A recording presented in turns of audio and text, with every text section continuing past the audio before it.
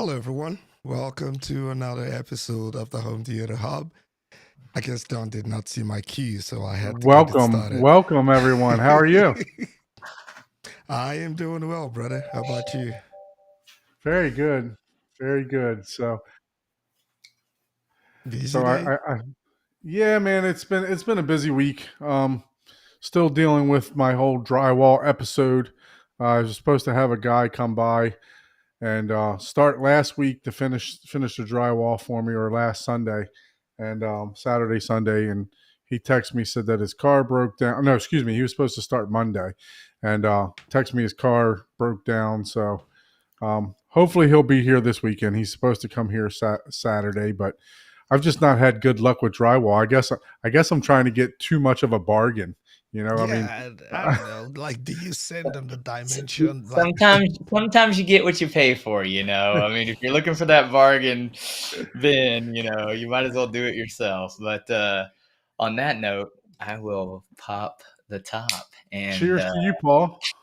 I will say that Miguel, just to get it out of the way, I think he is painted, and boy. flooring will be going in Oh, boy. this week or the beginning of next week. And, after that, It's all gravy though, because I actually have my wife go to Home Depot with me today. She sent me a video of because I want to turn my dining room that adjoins to the theater. The back wall of the theater actually goes into a dining room. We want to change that into like a play area for my son, but also like a concession area for the theater. And she sent me videos from Pinterest today, and then she's like, let's go to Home Depot so we can look at some cabinets and stuff like that. So she's starting to get excited too. So it's great to get that going. yeah. So, Sounds Yeah. so how about you, Ike? What's up? hopefully it What's doesn't up with require you? Busy week? drywall. Yeah, busy week with work, and not much going on around the home theater. Did not get a chance to watch any movies or anything like that. So, I thought I was gonna finish up the review for the Revolution 8K, but not this weekend because I went out of town, impromptu Okay. plan. And then I finally got the what's it called? The remote. Sofa I forgot the baton. name. The The Sofa sofa Baton. baton? Yes, they Nice. sent me one for review, so I got it in yesterday. Look at So you. I guess I got to Moving start and working on grooving. that. I I know, know, right? Mr. Connections over You're there, moving man. and grooving over there. I'm lacking over here. Hey. I'm feeling a little jealous.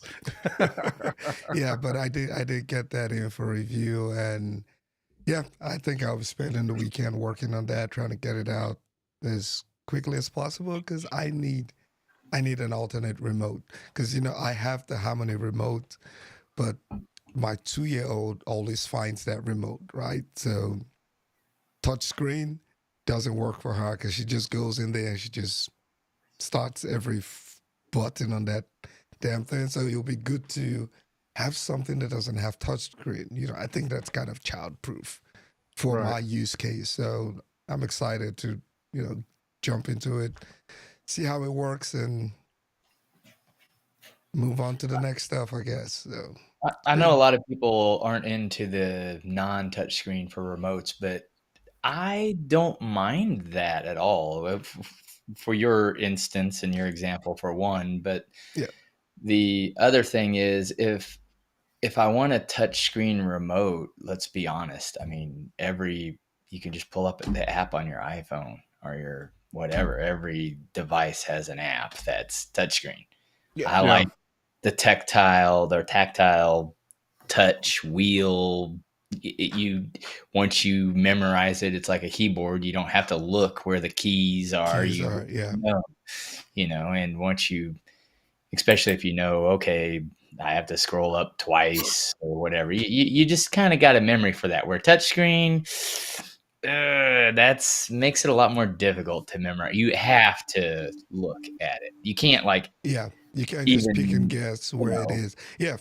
Because of Yeah. my 2-year-old, I had to, one of those on wall remote docks. I had to get one and just stuff all the remotes because she'll go into all the couches, but we have to charge the having the remote so the dock just stays low, and then I just walk into the media room and the projector is on, and it's like it's just the remote is somewhere down the stairs. So it's like, okay, I probably need to try something I'll out. 3D print you a cradle that you can mount on the wall or inside here. Well, Yeah, but I just didn't want. I speaking of just didn't want to remotes, run the wires inside the wall. Yeah. Just yeah. speaking of remotes, there's a feature for our special guest that I didn't find out till a little bit ago. Ah, okay. Uh, Man, what so kind of we're gonna deal are you? segue into that. There's a feature on my app that I got right here. Let's see if it'll zoom in. Yeah. I Yep. can actually use this as a remote for this Oh, app that we got here, right? So I can sweet. control everything right through my phone for, you guessed it, Kaleidescape. Ah, boy. So with that being said, let's bring Mr. Adam in. Mr. Adam, how are you, Yes, sir? I'm doing great. Thanks, guys. Great to be here. Thank you for having me. I'm thrilled to be here, actually. And yes, that remote and that app looks extremely familiar. I use it myself, actually. It's very convenient. That's All Yeah, awesome. right. so my Kaleidescape is in a rack inside a closet underneath the steps. And yes, I don't have a theater, but I use my Kaleidescape probably 5 times a week. So it runs directly to my main TV in my living room, and and for the longest time, I was getting up, pointing the remote into the, like leaning over like this, pointing the remote, putting the remote, and then I finally discovered the app, right, with the remote. I'm like, remote, let me let me see what's going on here. So now I can power it on, sitting on my couch. I can actually control everything, sort through the movies, the whole movie wall, and we'll get into all that in a little bit. But we'll sort. I can do a lot of stuff with that. It's a very intuitive remote for, the application that's there. So when You you know, it say really what? is. I'll tell you one thing that the customers, the clients love about it is they can be out for dinner or away from their theater or home, and they could decide, hey, let's watch a movie when we get home. Maybe it's movie night, and they could rent or buy from their app at their table where they're dining at. And then certainly by the time they get home, it's already downloaded to the hard drive, ready to go, and it's up on the GUI, and they're ready to enjoy the movie and enjoy the show. So that's a great feature of the app. And I don't know if a lot of people really know about that feature, but it's terrific to be able to shop at the store from anywhere. Yeah, because I was just Yeah. about to ask, like, did you not know that it already existed, Don, or did it just come out? Well, I knew the app portion existed because that's where I purchase all my movies through, right? Yeah, But the feature, there's a couple that different allowed. Yeah. features. Yeah, a couple different tabs on here. You can search. There's a remote. You got this. You got the store. You can browse, search, remote, notifications, and then there's actually a menu to where you can pull up your account, your movies, downloads. So, and we'll get into all that stuff in a little bit. But Mr. Adam, how about you give a little introduction to yourself, a little bit about yourself. Obviously, you're from Kaleidescape, and once again, thank you so much for joining us. We definitely appreciate you. Yeah, absolutely. Yes, I've been with Kaleidescape for about 4 years now. I've been in the audiovisual industry for probably close to 30, with my first maybe 8 years on the commercial side. Based out of Detroit, I did a lot of conference rooms for Ford, GM, Chrysler, and the auto companies there in Detroit, and then drifted over and migrated over to the residential side. I think probably in 2005, and I've been there ever since, and I just love it. I've worked for a few manufacturers over the years. I was a Crestron regional. I was a Control 4 regional.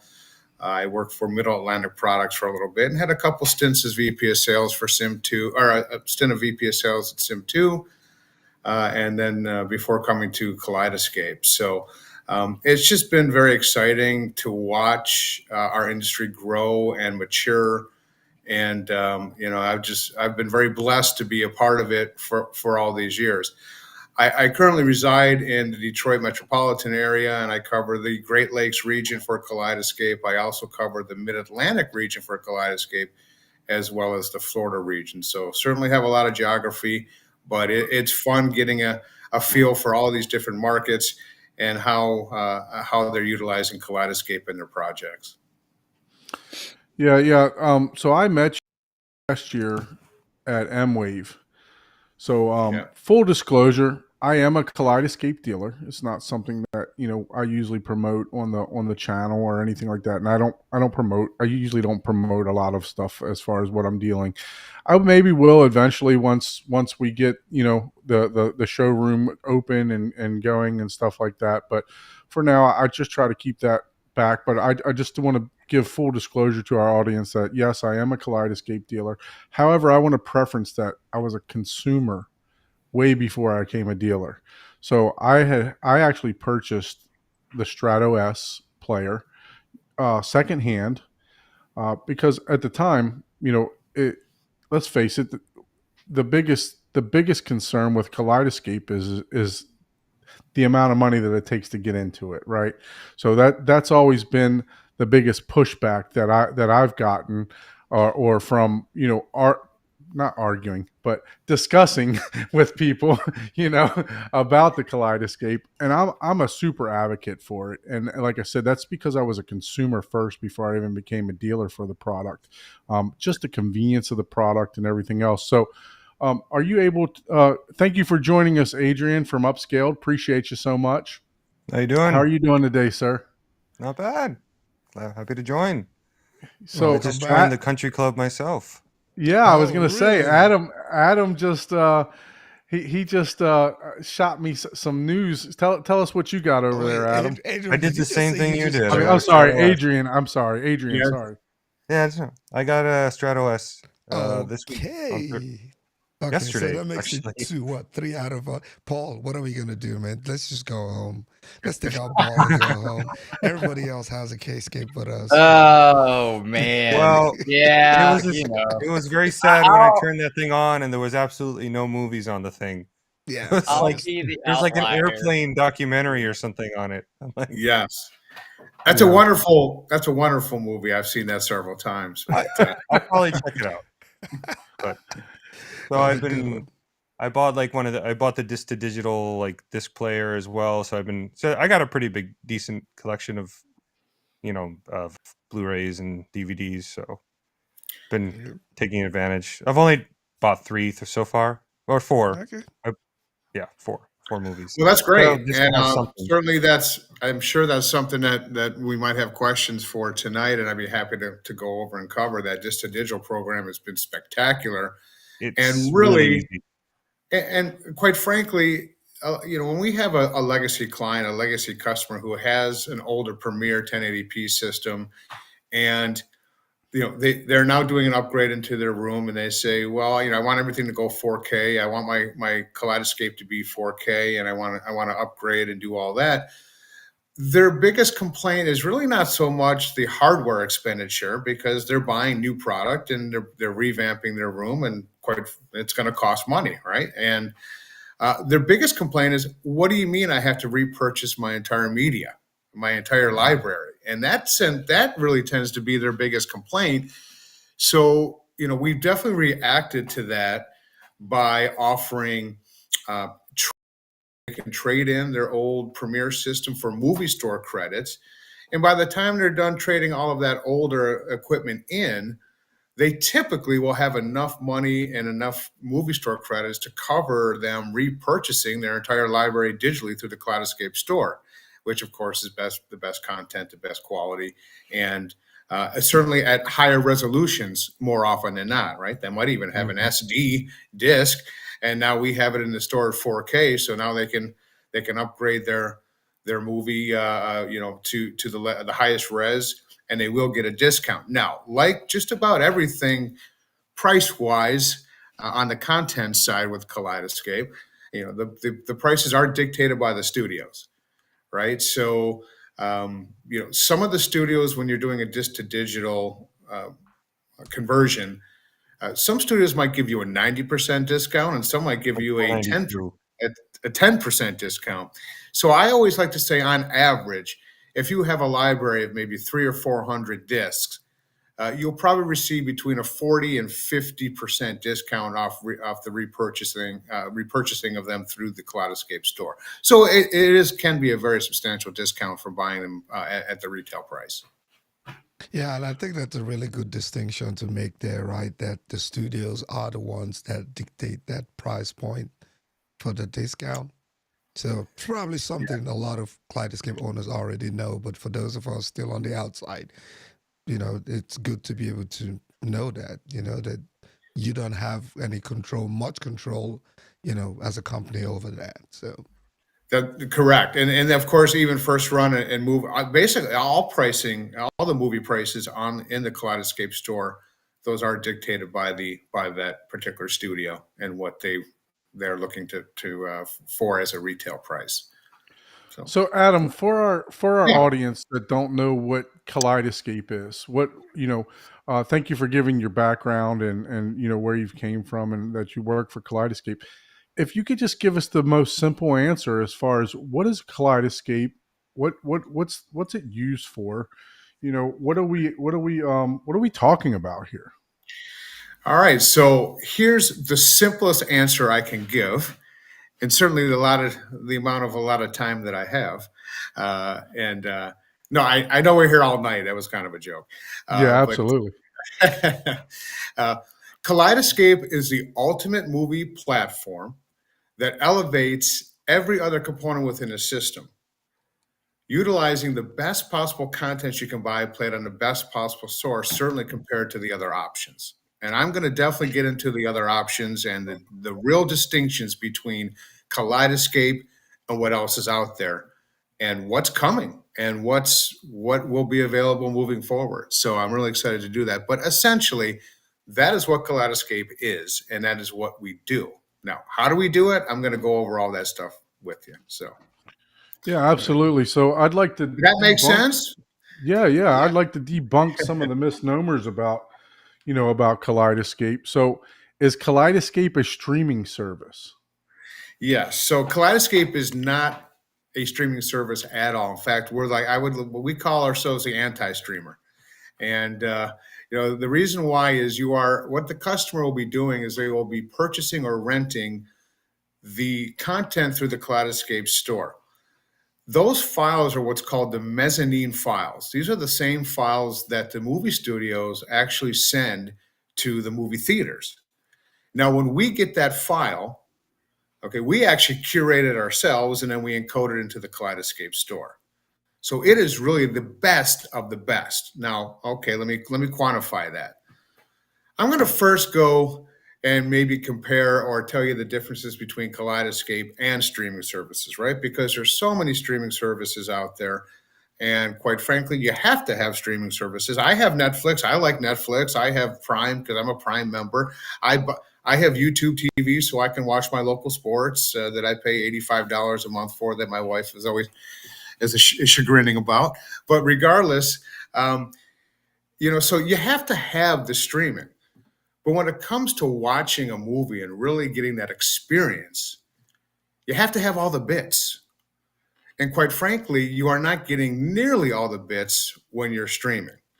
But with Kaleidescape, you are getting the bit for bit file. Now, the entire file is being downloaded to the server that sits in the system, right? The system consists of a server and players.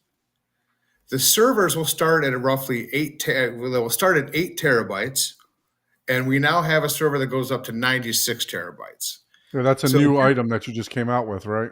That's correct, yeah. So just for your reference, every 8 terabytes of storage will hold roughly about 140 4K HDR movies, right? So our 8 terabyte is 140 4K movies. Our 22 terabyte server, it will hold roughly 350 4K movies.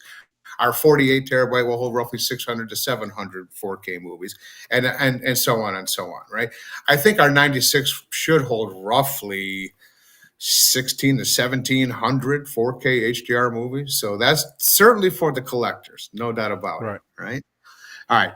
Now, some of these files that come from the studios are 80, 100, 120 gig files. So you are actually getting that entire file downloaded to your hard drive. A 4K Blu-ray disc, which is another medium that we obviously use for entertainment, it will hold 66 gig of information. So now, even on a 4K Blu-ray disc, you are now seeing compression to compress that 100 gig file down to 66 gig. Now, don't get me wrong, 4K Blu-ray still look and sound pretty darn good. I'm not smashing the technology. But the fact of the matter is that 4K Blu-ray discs are going away. Physical media is becoming a thing of the past. And fortunately or unfortunately, it depends on how you look at it. I think you're going to have two things for your entertainment content. You're going to have streaming, unfortunately, the worst quality, and you're going to have Kaleidescape, fortunately, the best quality. And everything in the middle, again, like I would consider a 4K Blu-ray disc to be in the middle, that they will be gone. Now, the way I understand it, the article I read recently, I should quote it, but I'll have to get those details. But there's only two companies in the world stamping out discs these days. I believe one's in China and one's in Japan. And certainly, I think it really depends on as soon as that ROI runs out, when are they going to stop? And also, Yeah. when the demand runs out from the studios, when are they going to stop? Okay. Well, you saw Best Buy, pull out a lot of their physical media. Target actually just announced this week that they were going to be Lowering. shortening their much providing a lot less space for their physical media section too. So what?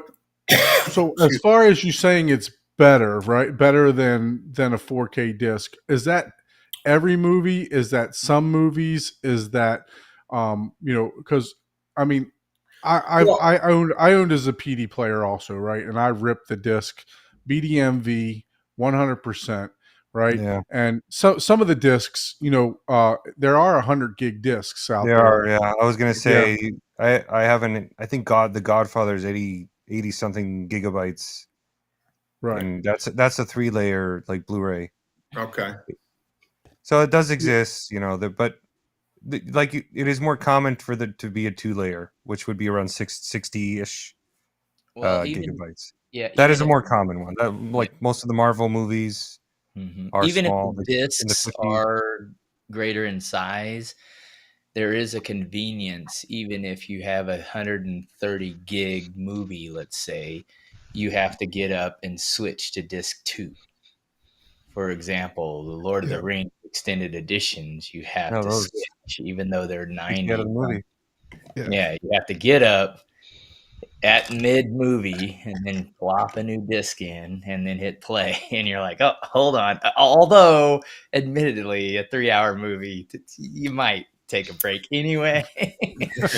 Well, you Paul cannot be. Paul hit.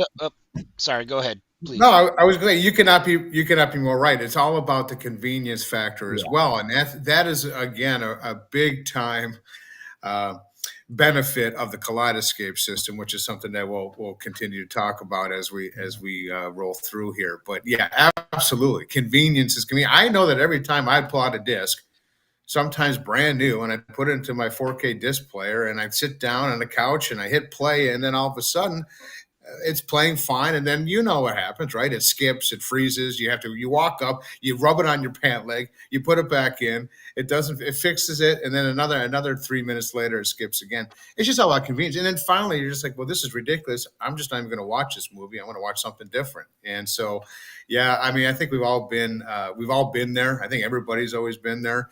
But it's really quite amazing. I would pull one literally brand new out of the package, and it would malfunction. So, right. But yeah, convenience is certainly a big part of the Kaleidescape proposition, without question. So, so let me talk a little bit about streaming versus Kaleidescape. Okay, so when you stream, typically you're going to get around 6 to 12 frames per second on the video, and you're going to get completely crushed audio, right? Because These streamers are trying to do whatever they can to give you some semblance of a 4K image up on the screen and really sacrifice the audio. When I say crushed, I mean very crushed audio. Okay. It's bad. And It's very so, bad. which is why, what I'm sorry, I just say it's very bad. Streaming is very bad. it is very bad. So, with Kaleidescape, since we are not streaming and we're not dependent on the internet pipe and we're not dependent on how much traffic is happening within your neighborhood that day and how many people are on Comcast, because let me tell you something, it's Saturday at 8 p.m., 9 p.m., it's going to look and sound really bad. But on a Tuesday afternoon at maybe, let's say, 1 o'clock, it might be a little better. But the problem is they're compressing, they're delivering over the internet pipe, they're trying to decompress or uncompress. It just doesn't work. And what happens is everything gets left behind. And so now with Kaleidescape, you're looking at 60 frames per second on the video. So we're 10 times the bit rate on the video. And what that means to the viewer and the user is all of the artifacting is gone away. All of the color banding has gone away.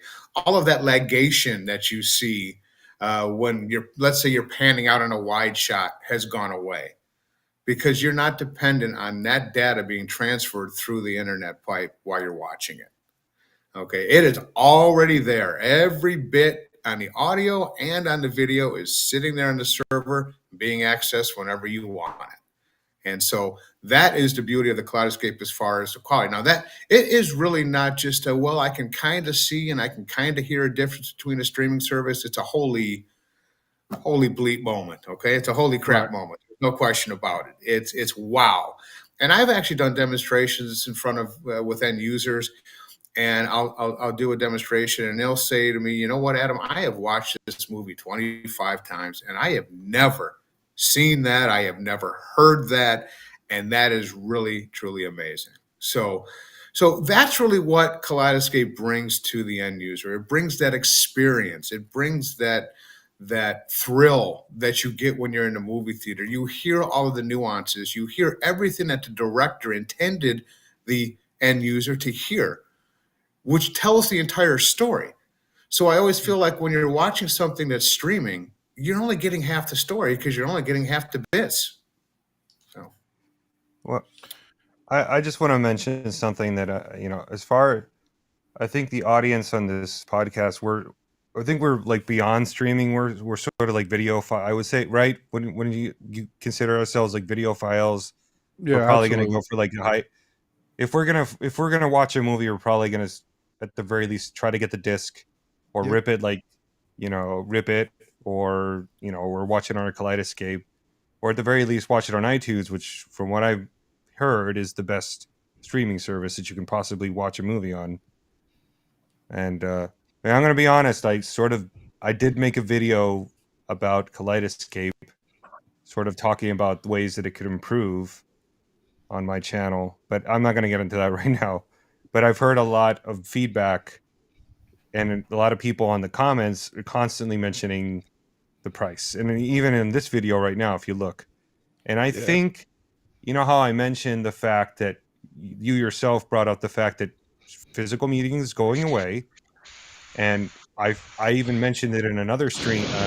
Like, I think Kaleidoscape could save us if you could theoretically somehow get it to a broader audience, because it would serve us as a sort of a replacement, for us videophiles, us enthusiast people that are really into this. I mean, I bought one again, like I said, secondhand, and I just got it yesterday, and I do understand the convenience part of it, and there are definitely benefits, but I don't know if you can address. Is there any way?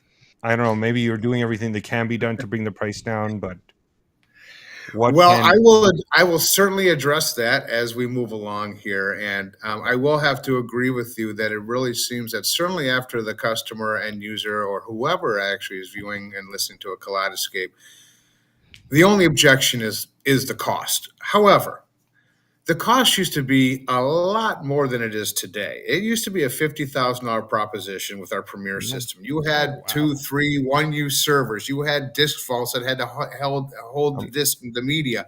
You had players throughout your home, and it was probably a $50,000 proposition, and that was prior to the advent of streaming.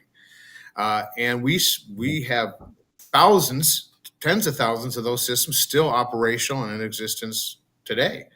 Now, it has become much more streamlined. Again, I think you folks are very familiar with the product line, how we have the small compact Terra servers, and then as you get from 48 onward, it's a larger 2RU server.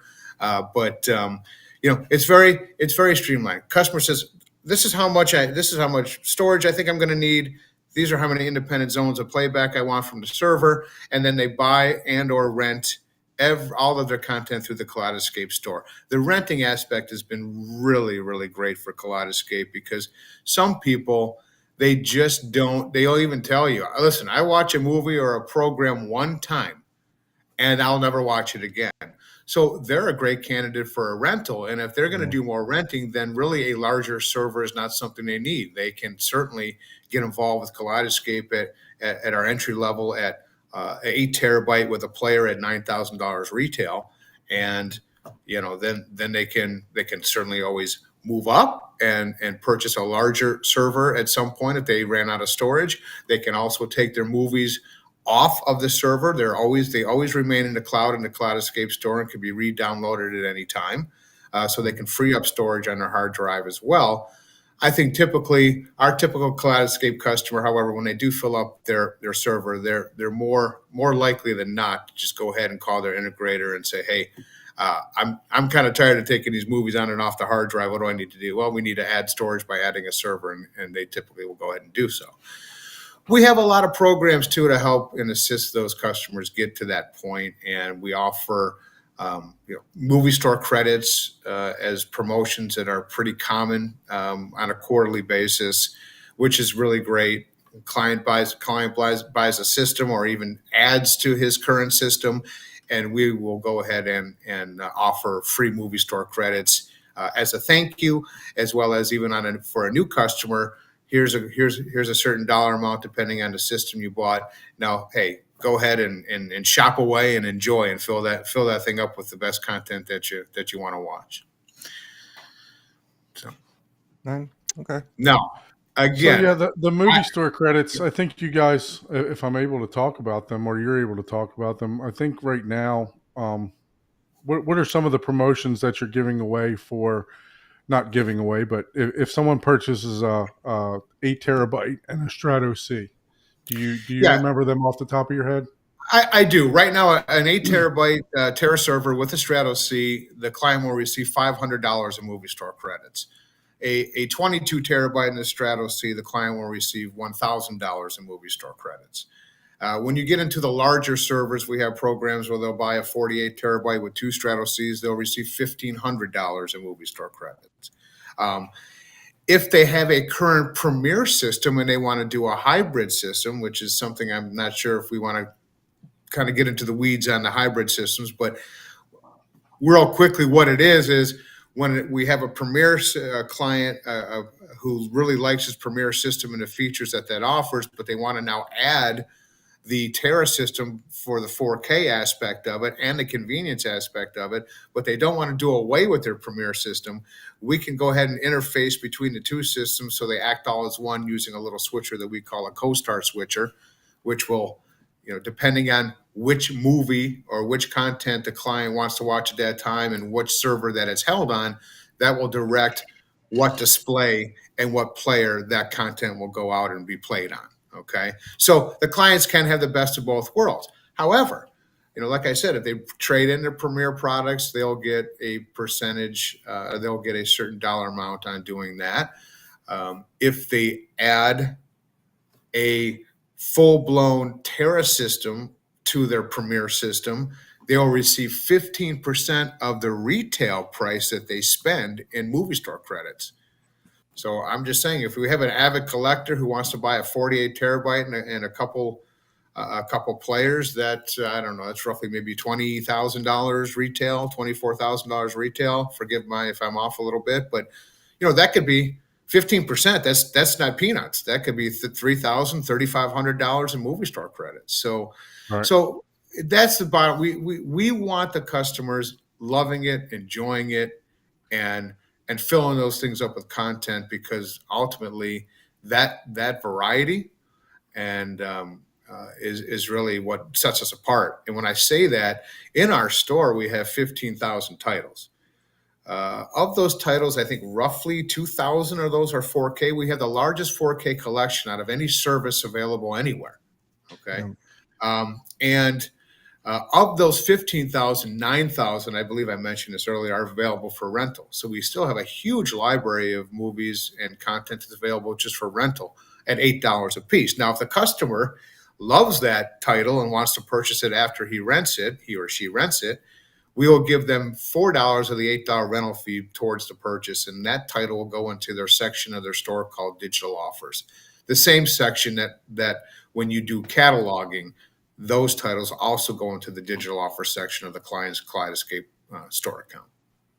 I had a So quick we- question about So rentals. just tiny. quickly, Sorry. guys. Go We ahead. have a couple of questions coming in the chat. Just know that we're starring those questions, and we will get to them. So I just wanted to bring that up so that the chat doesn't think we're ignoring the questions. Very But good. Yes, I'll keep in track of those questions, and we will get to them. That's terrific. I'm happy to get to all those questions, and I want to make sure that I do. So thank you.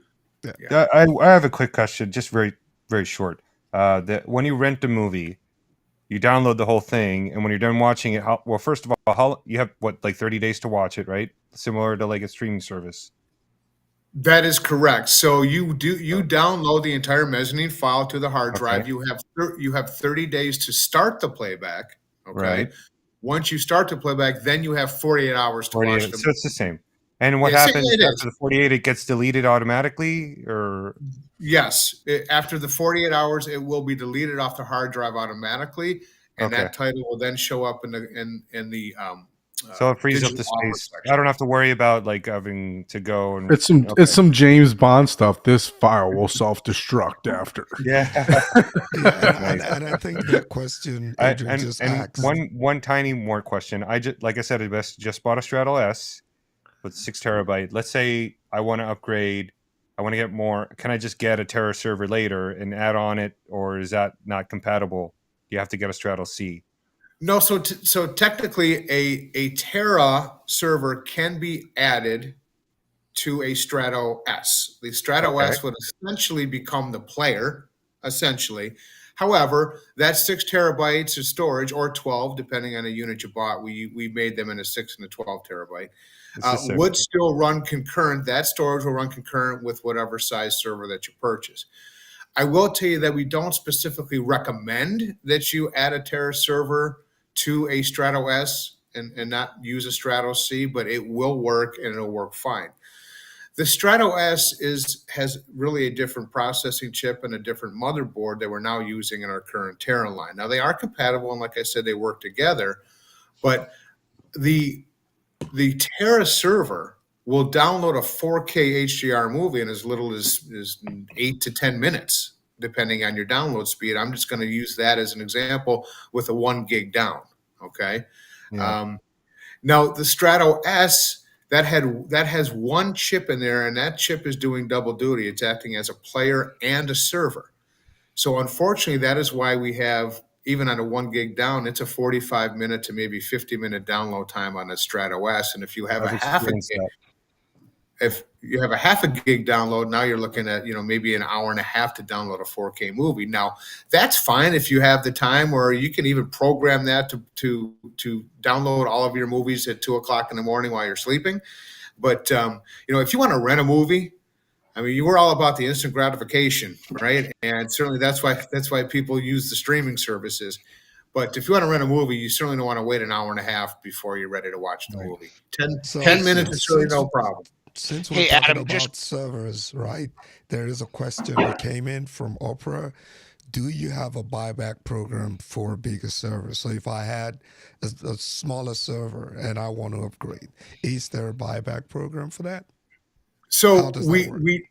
so we don't have a buyback program right now, and so we don't have a trade in, trade up per se. What we have is an add on and get credits. So in Okay. other words, if they filled up their server, purchase another server, The resale and is then really high, so you can just sell it on the secondary market and Yeah, it has a get good I mean, resale value. Yeah. 60% yes, of your money back, maybe 50. Well, look, I mean, like he was saying though, these things are how many what's the maximum amount of servers that you can run on say I have a Strato C, right? So let's talk let's rewind for a second.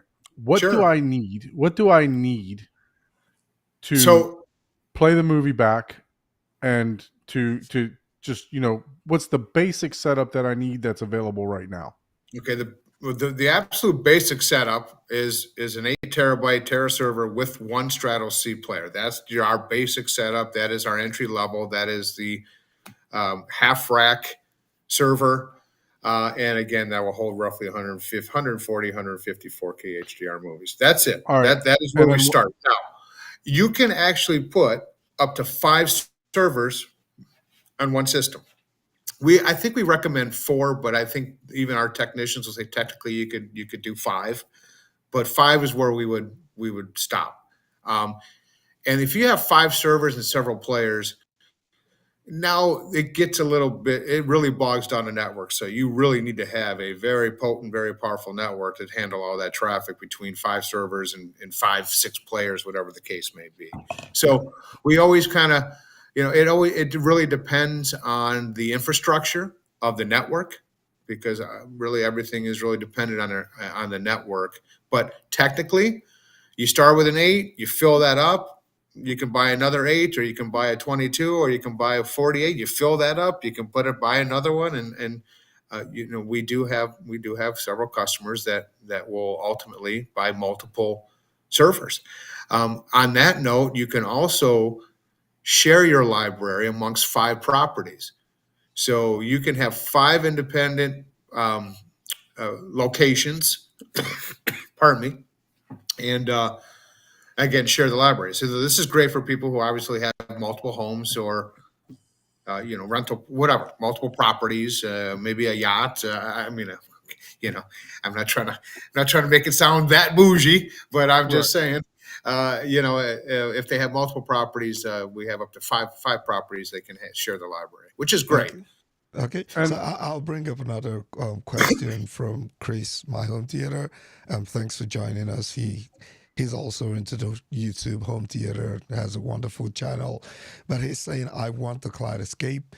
Do you have to download the movies or can it be stored on the cloud? Now, Chris, I don't know. Are you saying can you watch it straight from the cloud, or do you have to download it? Or I'm not sure if I'm clear with what your question is, but I assume yes, you can download the movies, and there should be a copy stored on the cloud, right, Your Adam? your Yes. license are stored in the cloud forever, so you can have 1,000 movies Yeah. even with the smallest device. But you can only immediately have available whatever you have downloaded. It does not stream from the cloud. Okay. Yeah. So he's saying yes, straight from the cloud. So, I think Paul just said, yeah, you're not going to be able to stream. That's why you need those So those if you have drives. 20 megabit download service, you're going to be waiting a while for your movie. That's well, look, basically I can tell you Probably not that practical at there's that. plenty of times that I showed the app a little bit earlier, and I want to show the movie store. Let me share the movie store real quick. So Like, there's times that I actually am just sitting at work, and I'll be like, hey, you know, I want to I want to watch a movie right tonight. So I'll just come here. I'll click the movie, which I've already downloaded Monkey Man, so or I purchased it, but I'm not logged in right now, so I think that's why it's still showing the price. But I mean, look, that's another thing.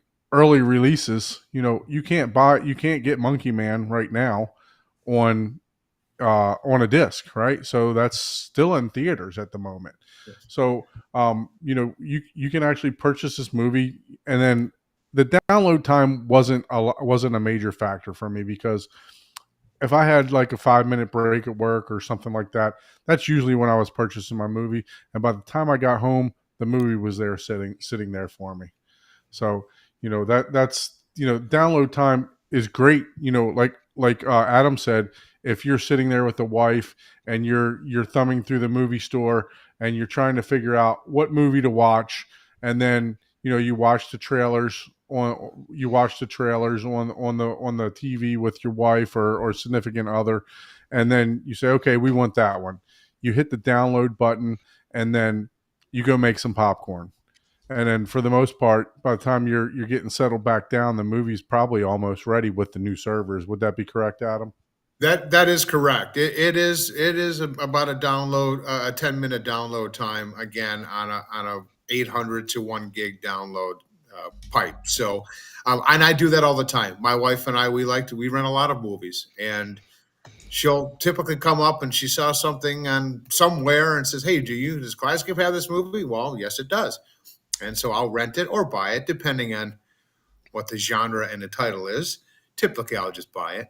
But yeah, that's exactly what we do. We'll go up, we'll make some popcorn, some snacks, make a drink, come back down. It's on the GUI, it's ready to go.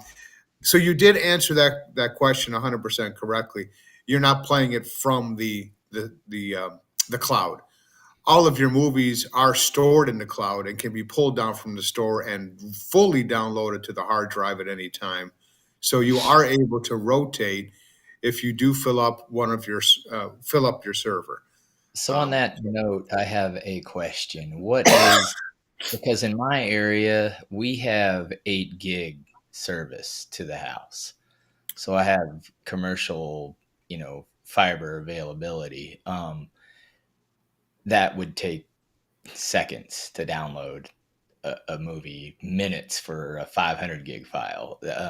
What is the max upload that Kscape provides to customers? Well, the max would be a 2.5 gig, typically with a max upload speed. We do have 2.5 gig network infrastructure within our hardware now. That is an upgrade that we have just recently made, I believe, as of last CD with the new Terra Prime product. Also, we do have the new SSD product out as well, which will also perform and download a movie even faster than the HHD typical hard drive that we have in the standard Prime servers. I'd be happy to talk about the difference and why we have the SSD, but I will say that on a 2.5 gig network, you can download a 4K HDR movie to an SSD server in roughly 4 minutes. So that's pretty good. Just keep in mind that's obviously going to be rate limited by most residential households with 1 gigabit connect, like with the wiring. Just want to throw that out there. Absolutely, but you're absolutely right. I'm saying even if there are some reason that the client's hooked up to a more of an enterprise grade, commercial grade network, 8 gig where I'm at all day long. No, that's awesome that Kaleidescape has done that, though. I'm actually 2.5 gigs is pretty fast upload. Most people, and I'm assuming you can do that because, although you probably have lots of customers, you probably don't have like a streaming service, 10,000 people downloading at one time, because 2.5 gig would be pretty rough to serve up to, Yeah, no, you're exactly right. We're not streaming to thousands, tens of thousands, hundreds of thousands of people at a time, where that takes tremendous bandwidth and a lot of server farm real estate. So again, the beauty is that the only real time that we're using any internet bandwidth is when you're just downloading the movie to the server. Once it gets there, you don't need the internet. Yep. The hardware communicates over the local area network, and basically the player speaks with the server, and then HDMI out to the display, and that's as simple as it operates. So, and Adam, I hate to be a Debbie Downer, but my question kind of falls on a continuation of Paul's question. But is your entire backbone for all of your customers simultaneously a 2.5 gig backbone? No, it's not. Not at all. We have. I was going to say, I would imagine not, but I wanted to clarify. No, not. I thankfully no, because that would be a complete disaster. No, we have several. We have lots of bandwidth in our servers and the servers that we operate. Yes. Okay. Thank you. Yeah. Sorry about that. Again, That's I didn't want to okay. be a Debbie Yeah, Downer, and but that's how I, it came across. So like, listen, Debbie Downer 2.5. Listen, nobody would get a movie. It'd all be coming to my house if it was only 2.5. Yeah. and one thing I want to speak about is like we just talked about the early releases. So one of the ones that just came out was Dune 2, right? So I get made fun of because I say I pre-ordered Dune 2 on a digital platform, right? So tell me what the advantage. I know the advantage, but I'm saying this for our customers, for your customers or future customers. What's the advantage of pre-ordering a digital movie that's not going to go anywhere, right? So what tell us what that advantage is on that. Well, the advantage is that the second that it's available and it drops from the studio and then they release it out of first run in the theaters, we will get it. And we will get it. We will typically get that movie the same exact time as the major big player streaming services, or sometimes even a little bit before. And we certainly lately have been getting them well before they have been printed on any disc, well before. Now that used to be all pretty even. It all used to be pretty much at the same time. And in fact, years ago, Kaleidescape was typically a couple weeks later than some of the streaming services, right? But that has all but changed as of, I would say, certainly the last 3 to 4 years that I've been with the company. But yes, so what's nice about the pre-order is that the second it drops, it goes ahead and hits your hard drive. So that's nice. So Okay. I've heard Now, I've by the heard way, from various. Go ahead. no, Go I was ahead. gonna Go say, ahead. so like for instance, I pre-ordered Maverick, okay, like me and 500,000 other people, Right. and the studios were keeping it and holding it in the movie theaters because, quite frankly, the movie theaters really haven't had much to hold on to. Right. So this was a great movie for them to actually be making a little bit of money and to kind of bring them back. I mean, nobody wants to see the movie studios or the movie theaters go away. But unfortunately, they're getting there's sometimes, and some of these companies are having a little bit of issue just filling the seats. But regardless, so we essentially will get the movies the same time as everybody else does. In some cases, a little bit before. I will tell you that on top of all of the movies we have in the movie store, we have hundreds of concerts, which quite frankly is my favorite. I probably buy 2 concerts a week. I just love concerts, and I always have, and that's a big thing for me. And you really cannot find these concerts anywhere but on Kaleidescape. And then we also have a really large variety of television shows. Now we started recently this thing called Season Pass. Now I happen to be a big Yellowstone fan, and when I was watching Yellowstone on TNT streaming, I thought it was spectacular. But when I purchased a season through the Kaleidescape store of the Yellowstone season, and I actually saw those incredible visuals and heard that incredible soundtrack through my system, it was literally a completely different experience. It was just a completely different experience than what I was experiencing, and just made me love that show even more. So there's so many other things than just the movies to get excited about with Kaleidescape. But the bottom line is it's always the best possible content played on the best possible source and the So best possible file. Yes. I know you mentioned concerts, you mentioned movies and television shows. Why did Kaleidescape not decide to go not to put 3D movies on the server? Is that something that the player can play back or not play back?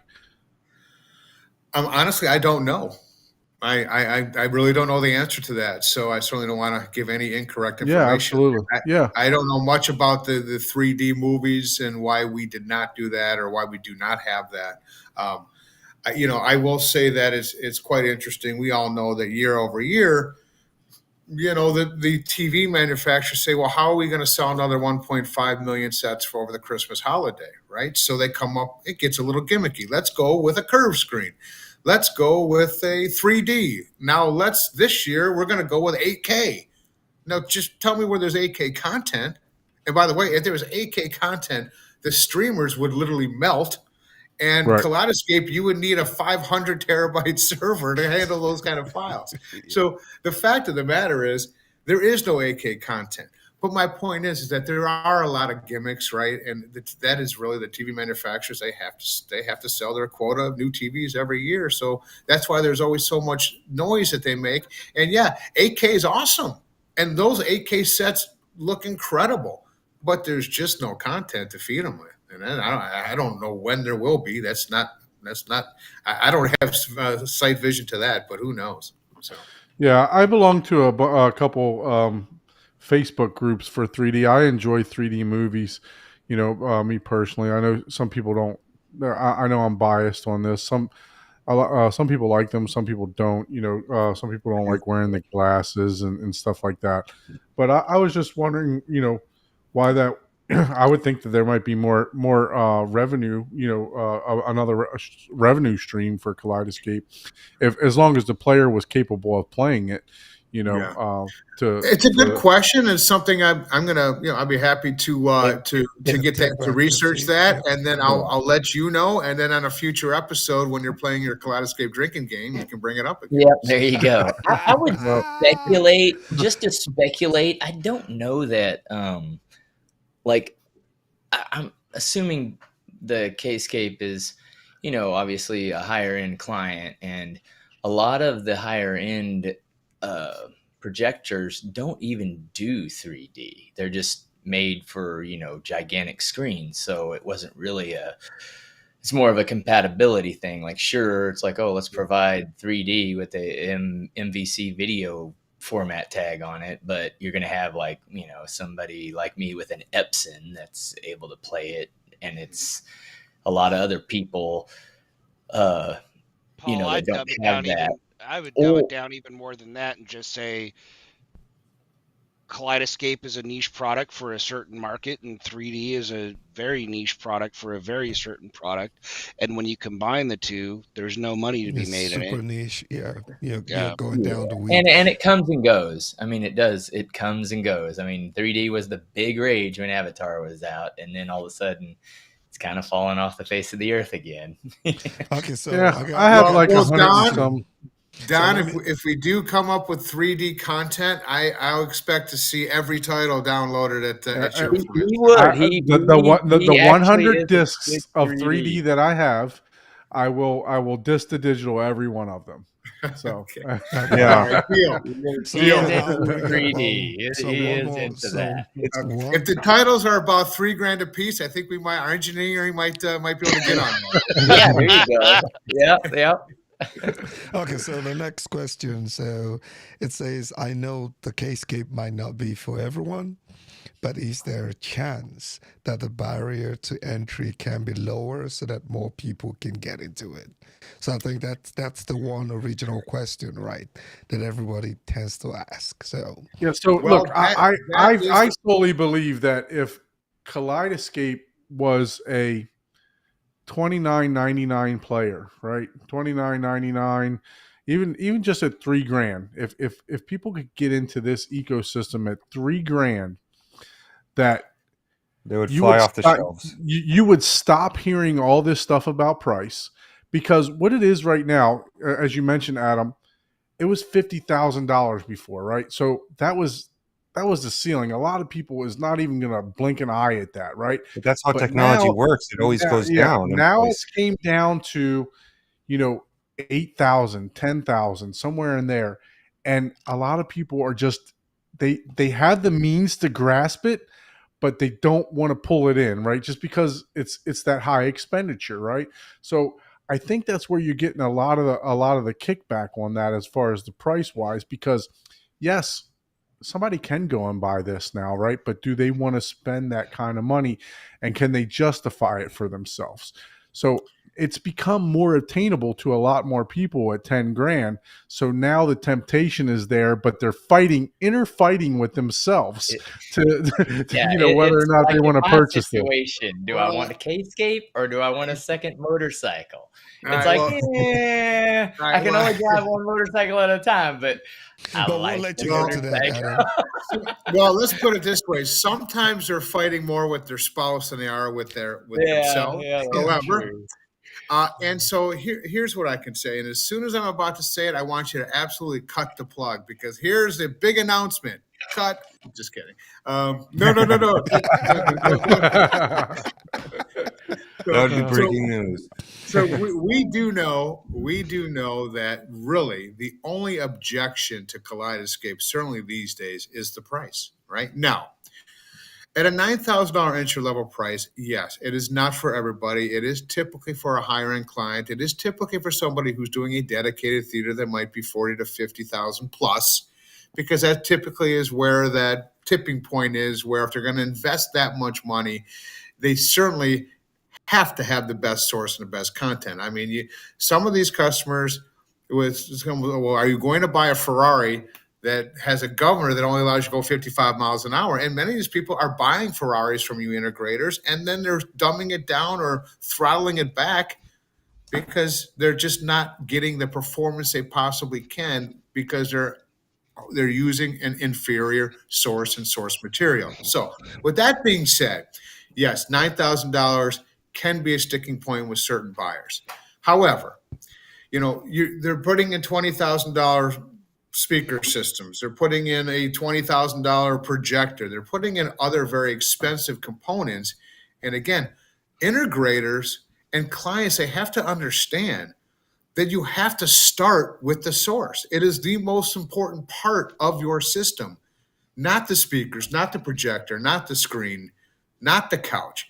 Do you need that $20,000 set of bank of theater chairs, or could you do okay with a $10,000 bank of speaker chairs and add yourself a Kaleidescape? So honestly, it really is how it's presented to the customer initially upon specification when you guys are building quotes and you're doing these projects.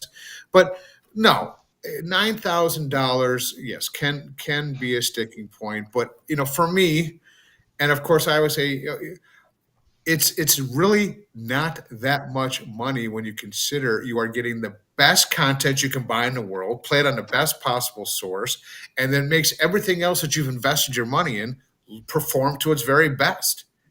So with that, Adam, with that all being said, all right. There's nothing that I can divulge to your audience right now that's very specific. But all I can really say is that, of course, we understand that price is an issue. And of course, being a company that is looking to grow our business and looking to be a major player in this industry, as we are, but more so bringing more, I think somebody said it to me earlier about bringing more people into the ecosystem. That's exactly what we want to do. And let's be real. There are some people who just simply cannot afford a $9,000 movie server, entertainment server. But these people, there are some people who might save up and buy that $2,000 or $3,000 Oppo Blu-ray player when they had them. I'm not even sure if Oppo is selling those Blu-rays anymore or not.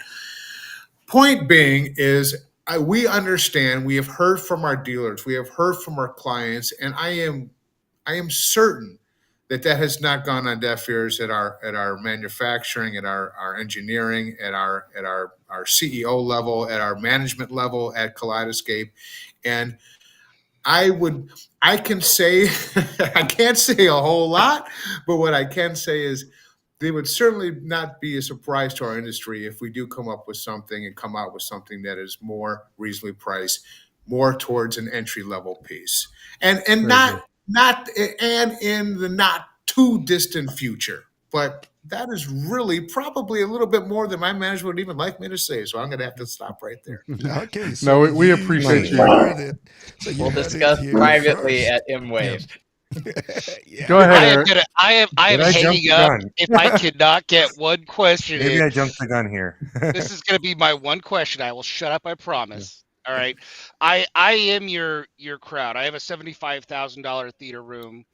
I don't drive a Ferrari. I drive a Porrari. It's a Corvette C8, and Okay. I have Nice. zero problem with a $9,000 price tag. I'd probably go for a more expensive server. Here's my challenge and the one question I want an answer to. These servers, I am in IT. I know what the most expensive enterprise hardware costs, right? I know what I pay for enterprise hard drives.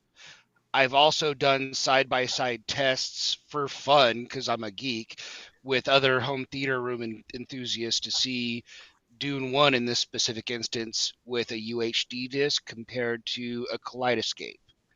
And the big challenge, I've got two challenges here, and I don't know if we're going to get an answer here, but the two challenges I've got is the hardware cost. I can buy an 18 terabyte enterprise hard drive for a fraction of the price of this. And I know, and don't get me wrong, I get that there's R&D. I get that you guys have overhead. I get all of that. But I also know that I have a $4,000 server that I built that has 100 terabytes worth of storage. So I'll put that to the side. The other piece is, and it's more important to me, this is the more important question, is the marketing side of this. I feel like personally, when you tell me yes, I'm going to get the highest quality, and I get it and I believe you, am I going to see it? Right? Am I going to hear it? Because once you get to a UHD disc, what you're selling to me is the convenience. Sell me the convenience. If you sell me the convenience all day long, I'm with you, and I don't care about anything else. Sell me it for $10,000, $20,000. Tell me it's easier, and that's what you're selling me. When you tell me it's better, that's when I have questions. So I'll shut Okay. up now. I'm going to mute the rest of the stream. Nah, feel No, free to actually, ask your please question. don't mute. I'm enjoying the banter, and you make some very, very valid and very good points. Now, that 18 terabyte enterprise grade hard drive that you bought for 4,000, whatever the price you said, does it come with any licensing fees to the studios? Mm-hmm. Right. Does not. Yeah. Right. And I so try to tell people that, and they don't believe me. I'm Exactly. like, No, and I Exactly. said they have I get it. to. There's R&D. There's R&D. I Well, get not all even, of that. But wouldn't the not it, even license be just built the into the movie? licensing.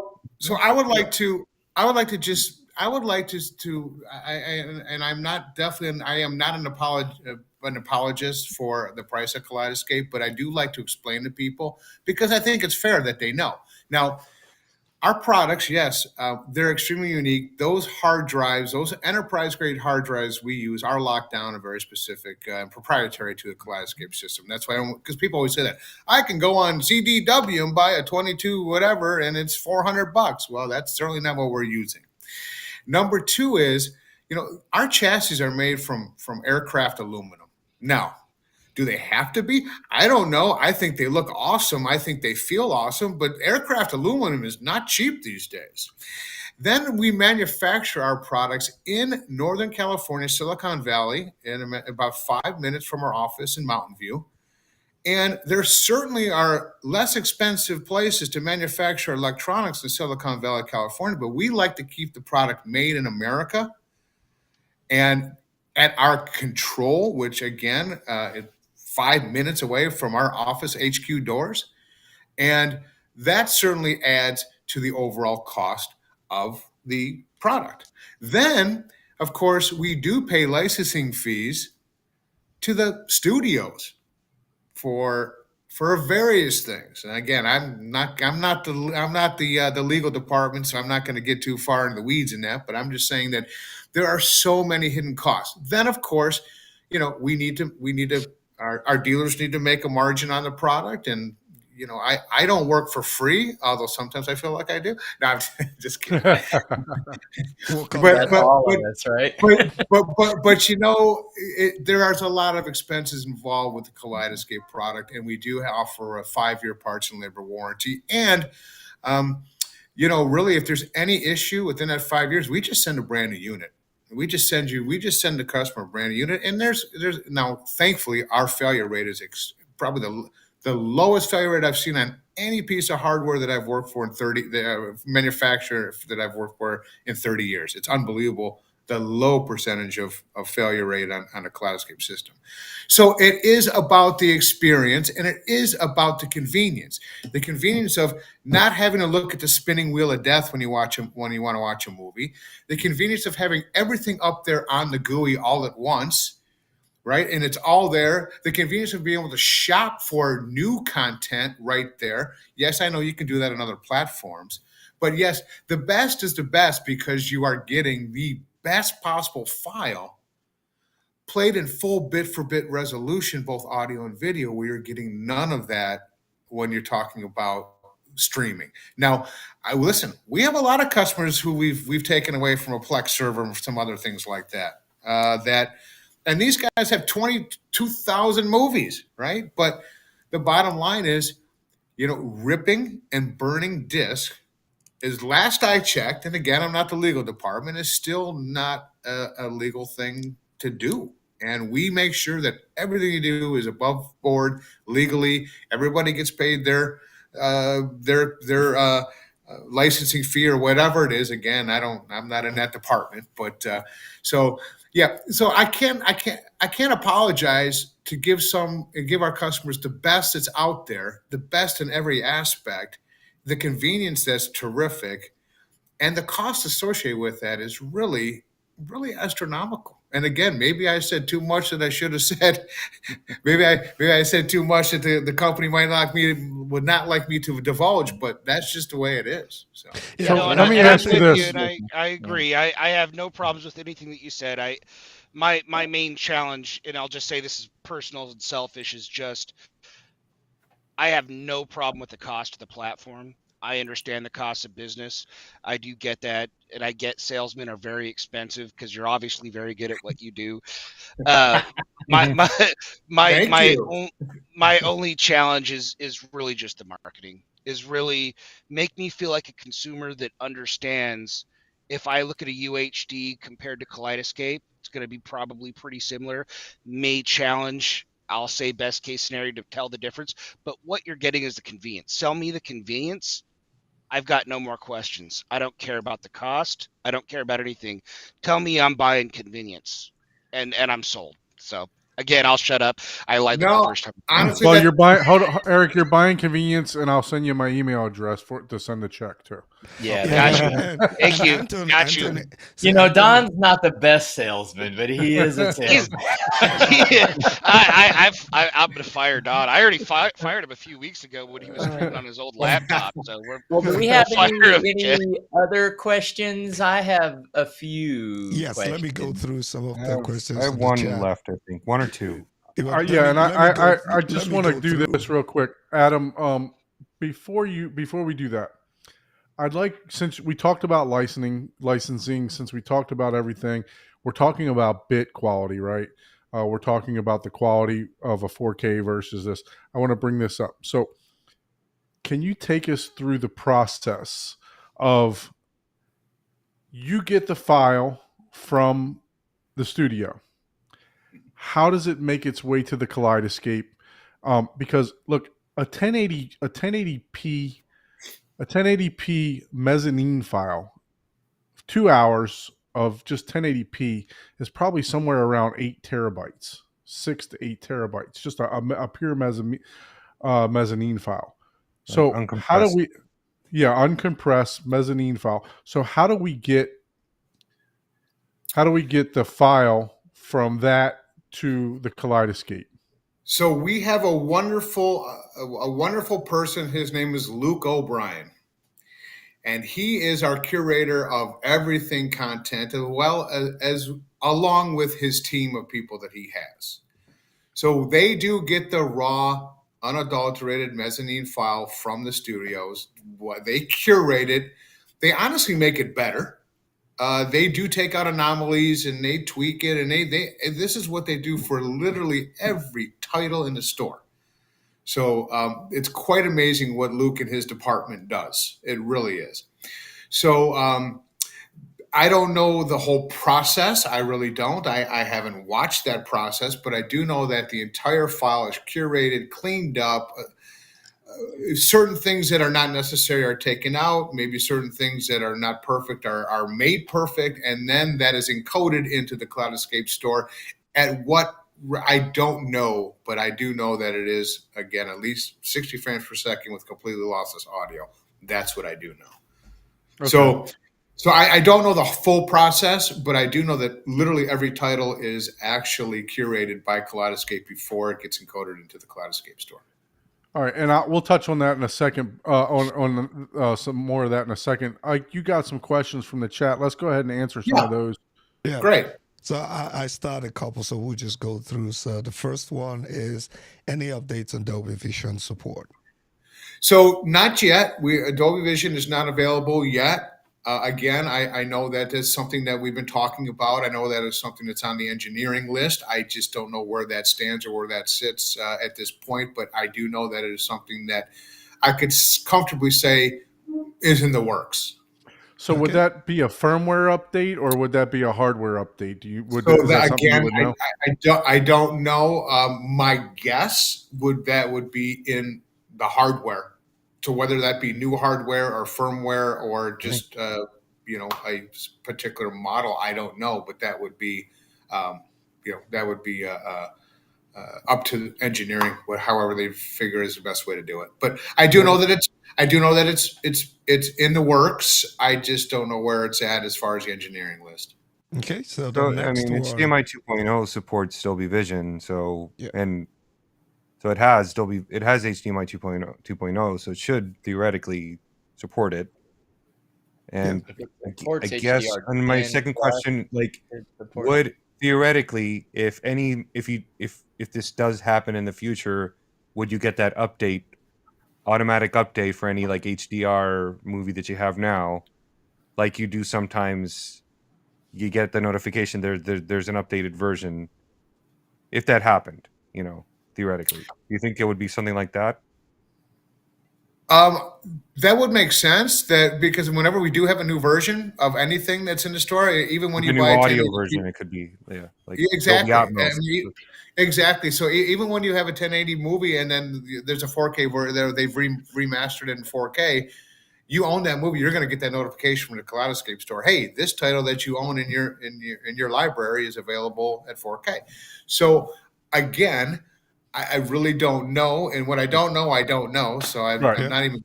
I don't even want to I don't even want to speculate, but I will say that I do As a know technical person that talks to lawyers sometimes, it would, my guess, depend on the licensing cost. Where if you have a movie that comes out with a new mastering of an audio, the studio still owns that movie, so there's no extra cost for that additional audio track. But if you do something like Dolby Vision, that's a licensed thing to that different company, so it may require additional cost. It's possible, but not necessarily. But that's generally it's who owns it We'll and speculate. who are you paying. If you already all paid them, I'm going to they're say like, to oh this yes, is we got that customers. We don't all I'm want going to say Adam this to is go that say something that He's going to get fired Yeah, for. we don't want Adam to go say something hey, that nobody's going to if you guys like him. me, please stop Everybody keep asking our these questions. jobs. I get fired for. Adam, all Okay, we so- wanted to do was make you sweat, and I saw you just raised your brow. So I Yeah, think we're there you good go. at Like, this point. his job is done. Eric's job So is I'll done. go to the next question. So the next question says, I heard that the case I will tell you that if all of a sudden I see my my CEO's number on my phone tomorrow, I know what he's calling about. So No, it's just your Look, email. we don't have very many viewers, so he's not going to see us. Yeah, But he doesn't- no, he all doesn't that'll care happen is your about- email will say it needs a new password because they've turned it off. yeah, right. Yeah, so the next question is saying that the Kscape has a demo playlist. Do you have to own the movies in the demo playlist to play a demo? Or can you just simply cut demos from the different movies that you own? So do you Sorry, that's a great question. That's a great question. And what we call those are called scripts, and it's really awesome. What you can do to create a script is you just log on a web browser, the IP address of your server. So you would say whatever the IP address is of your server /scripts. It'll take you to a particular menu in the browser, and it'll allow you to create your scripts. Now, yes, the answer is yes. You have to own those movies to create the scripts with those clips.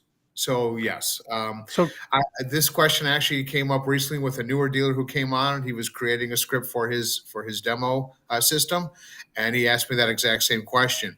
Now, we used to have some pre-canned scripts, and I believe we still have them, but I believe you still have to own that movie to be able to use that clip. Again, licensing fees. So let's say you put together, Adam, you put together a script, right? And I'm also a Kaleidescape user. You're a Kaleidescape user, and I want to import your script, that you put together. Is that something that's available to do? Let's say Adam, Adrian creates a script or Paul creates a script. Is that something we're able to do? You can import scripts, but again, I still believe, and I apologize.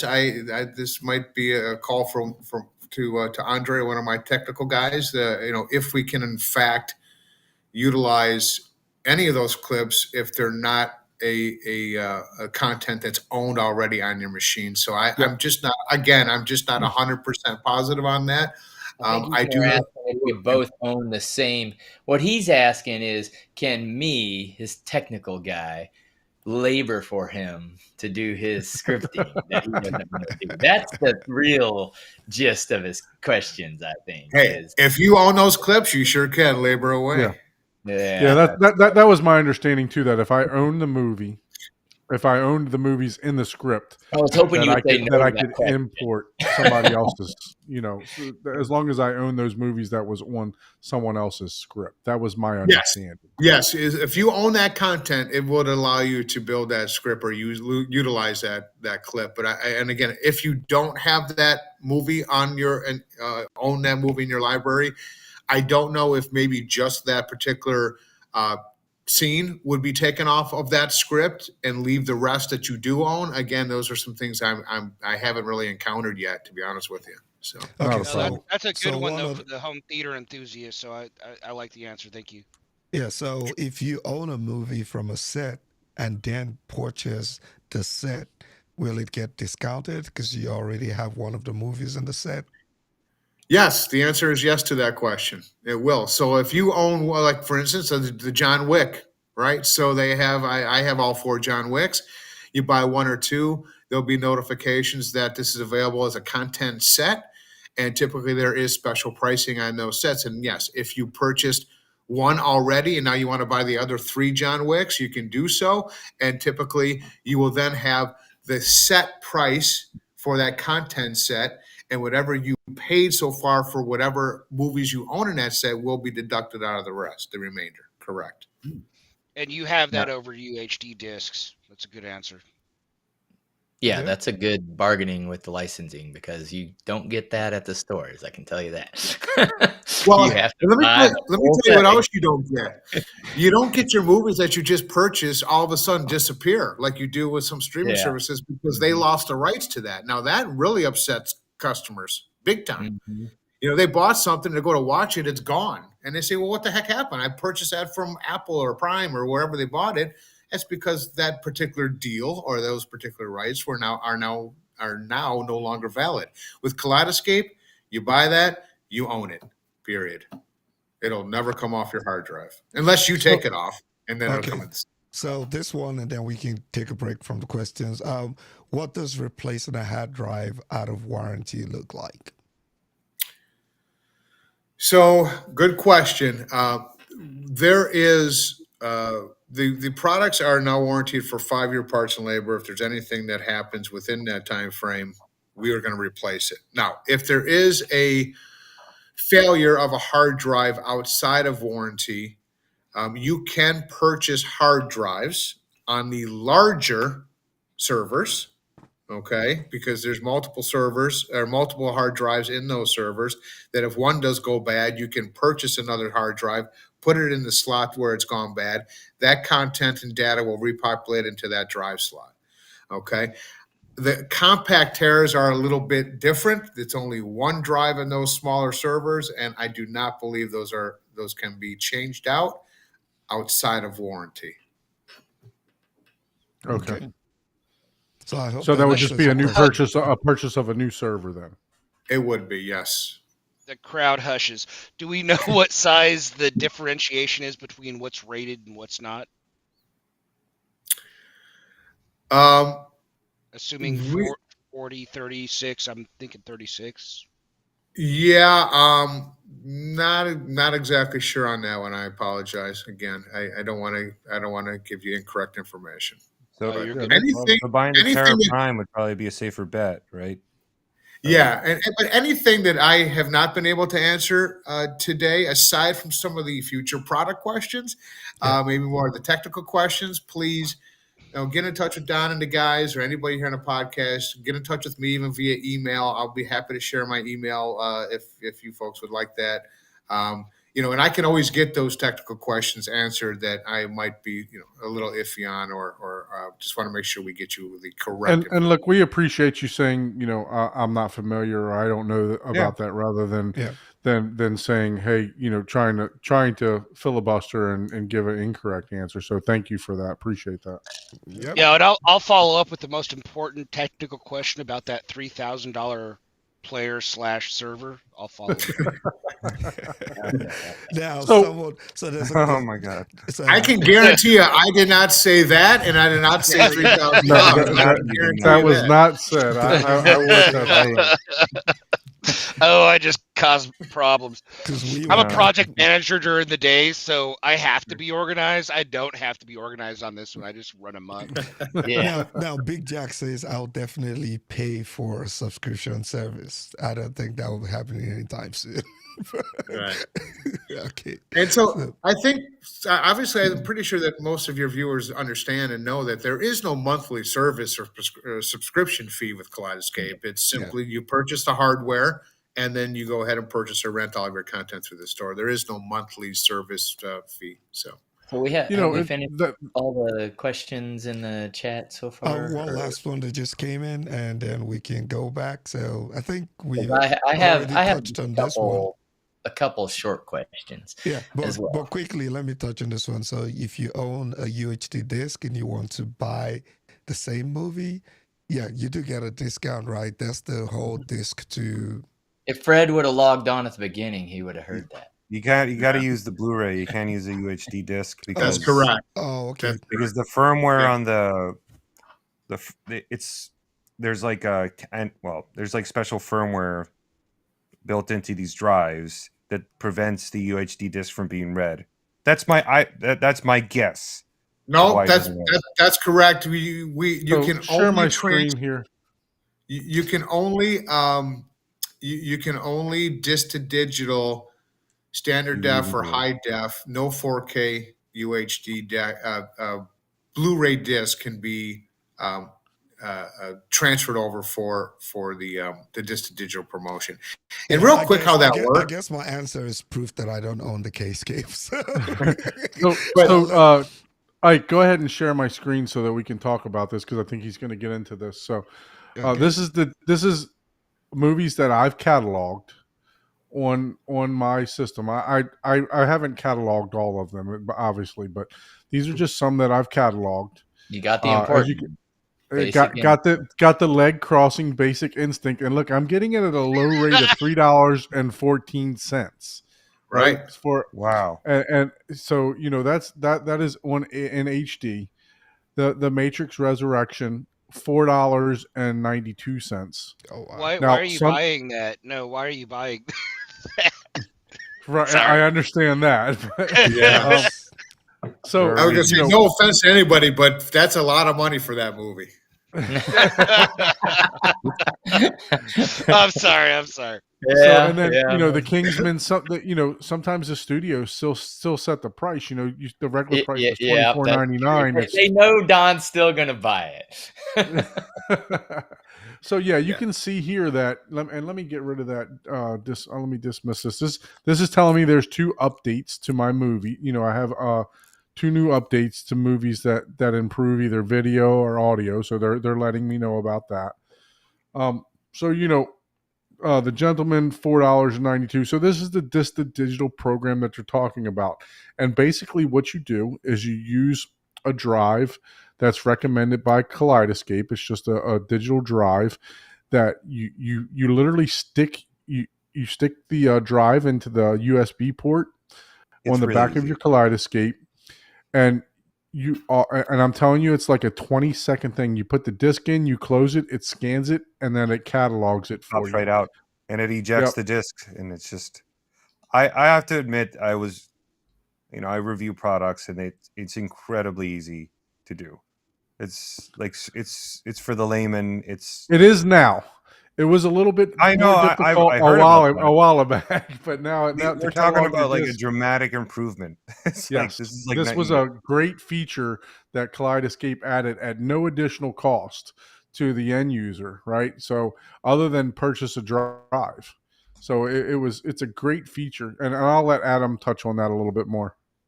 Sure.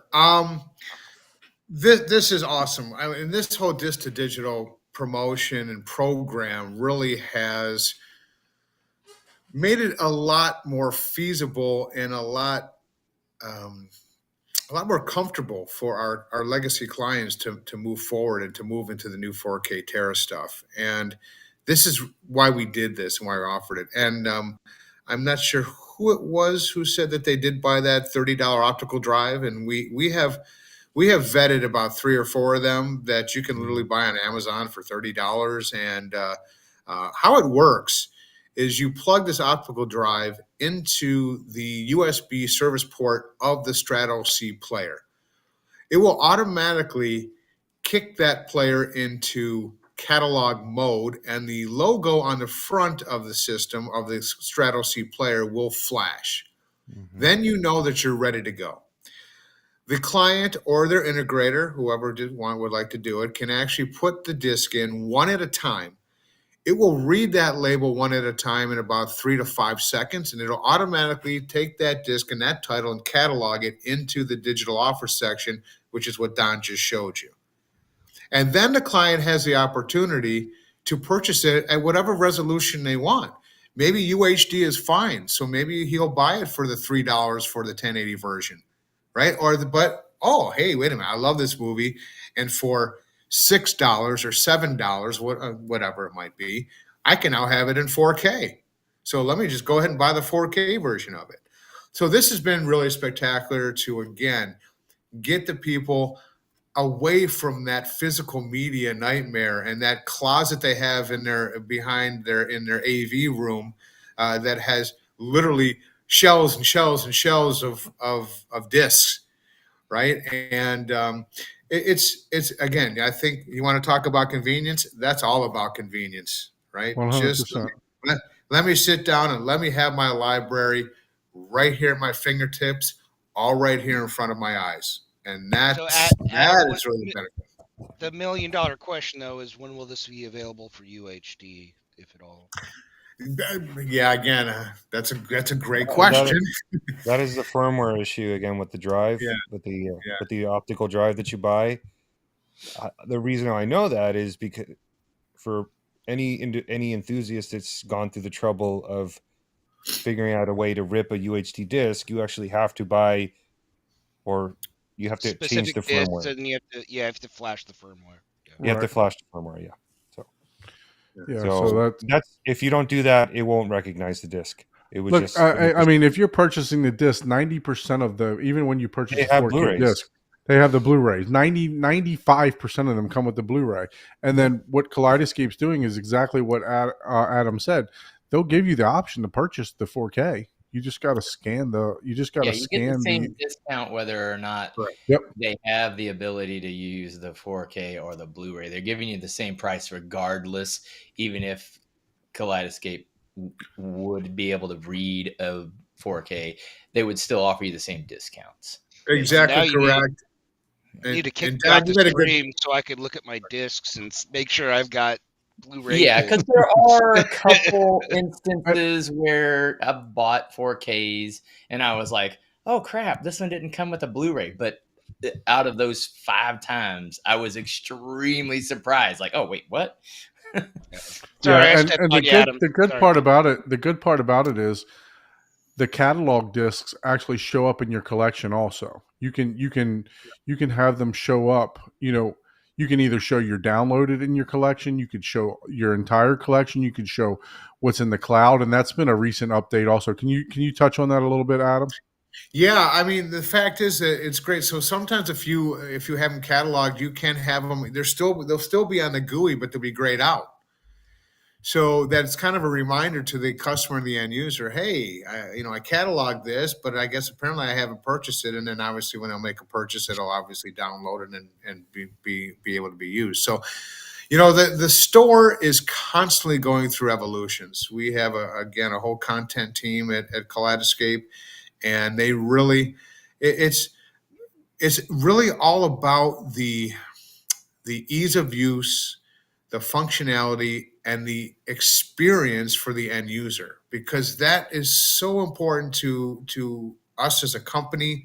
I know our CEO and our management, we want to provide the best possible experience to the customer. That's what we do. And so we are constantly going through evolutions. The store is constantly changing. Updates to the store are constantly happening. I don't exactly even know what it was, but I know earlier today, before this podcast, I had a notification email from our IT department about something that was just going live in the store. As a matter of fact, that looked really cool, but I didn't have a chance to really look at it. So also, we always are consistently working with the studios to have special deals. Like on I remember last May the 4th, we had a May the 4th be with you special, right? For Star Wars lovers. Okay. You could buy every single Star Wars movie for $10. So literally for $120, you can have the entire Star Wars collection on your Kaleidescape and the best possible resolution. So that also brings in the engagement. That also drives the engagement from the customers. That's also all about that experience and ease of use and enjoyability that I believe it was Ariel who mentioned earlier. So And one thing I don't think we've touched on is, since the Kscape is our Kaleidescape, we call it Kscape. It integrates with a lot of integration automation systems. That was You've going to be seen the next thing I brought up. Yeah, go ahead. it's not Yeah. just a matter Control of 4. convenience, but with a professional or custom installer, you can further make that ease of use at broaden with curtains, lighting, yeah, environment. thank you very much for bringing that up. I'm glad we had a chance to talk about it. Absolutely. We provide the metadata for all the control systems to do their thing, right? So whether it's Control 4, Crestron, URC, name it. Elon, again, I hope I'm not missing anybody because I don't want to Savant. exclude anybody, but pretty Savant. much Yeah. Savant, yeah, pretty much any and all control solutions we have drivers for. If our drivers are either older or maybe again, let's face some of these manufacturers on the control side, there's so many products, and sometimes they don't spend the time creating the real proper driver. I'm not trying to put anybody out on Front Street. It's just a fact. And I will say that the drivers you can purchase from a place like Chow Mein or Driver Central is awesome, and it gives you all the graphics and all the GUIs and all the cover art like on a touch screen, which I have, which is pretty awesome to see the actual cover art on my 10-inch. Actually, well, I'll say I have a Control 4 touchscreen, so it's been great. But nonetheless, we provide that metadata. So yes, when the movie starts, the lights. There we go. The lights. The Neo. Yeah, there's Control 4. Here you go. Thank you. The lights will dim when it's a change in the aspect ratio, and maybe you have a masking screen. The screen will actually automatically adjust to fill the screen properly. When the credits start to roll, the lights will gradually raise up, and just to give you that real feel of being in a cinema. And so that's provided by the metadata that we pass through and we send to the control systems. But thank you so much for bringing it. That's I was going to touch on that too. I got here. Let's talk about some features that aren't talked about enough, right? So those are some of the features. So, and that metadata that is actually being input or encoded into the movie by your curating team, correct? That is correct. That is absolutely correct. Yes. So that's not something that's done by the studios or done by the control systems.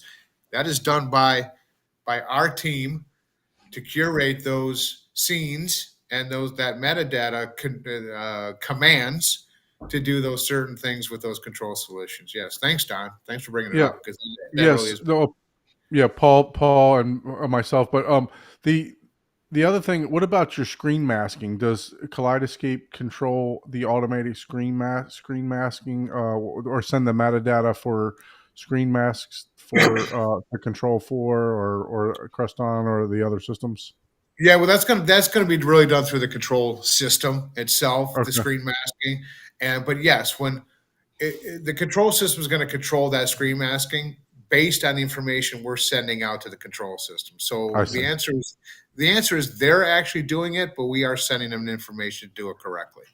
Okay, so you in order to do the automation portion, you have to have a control system of some sort.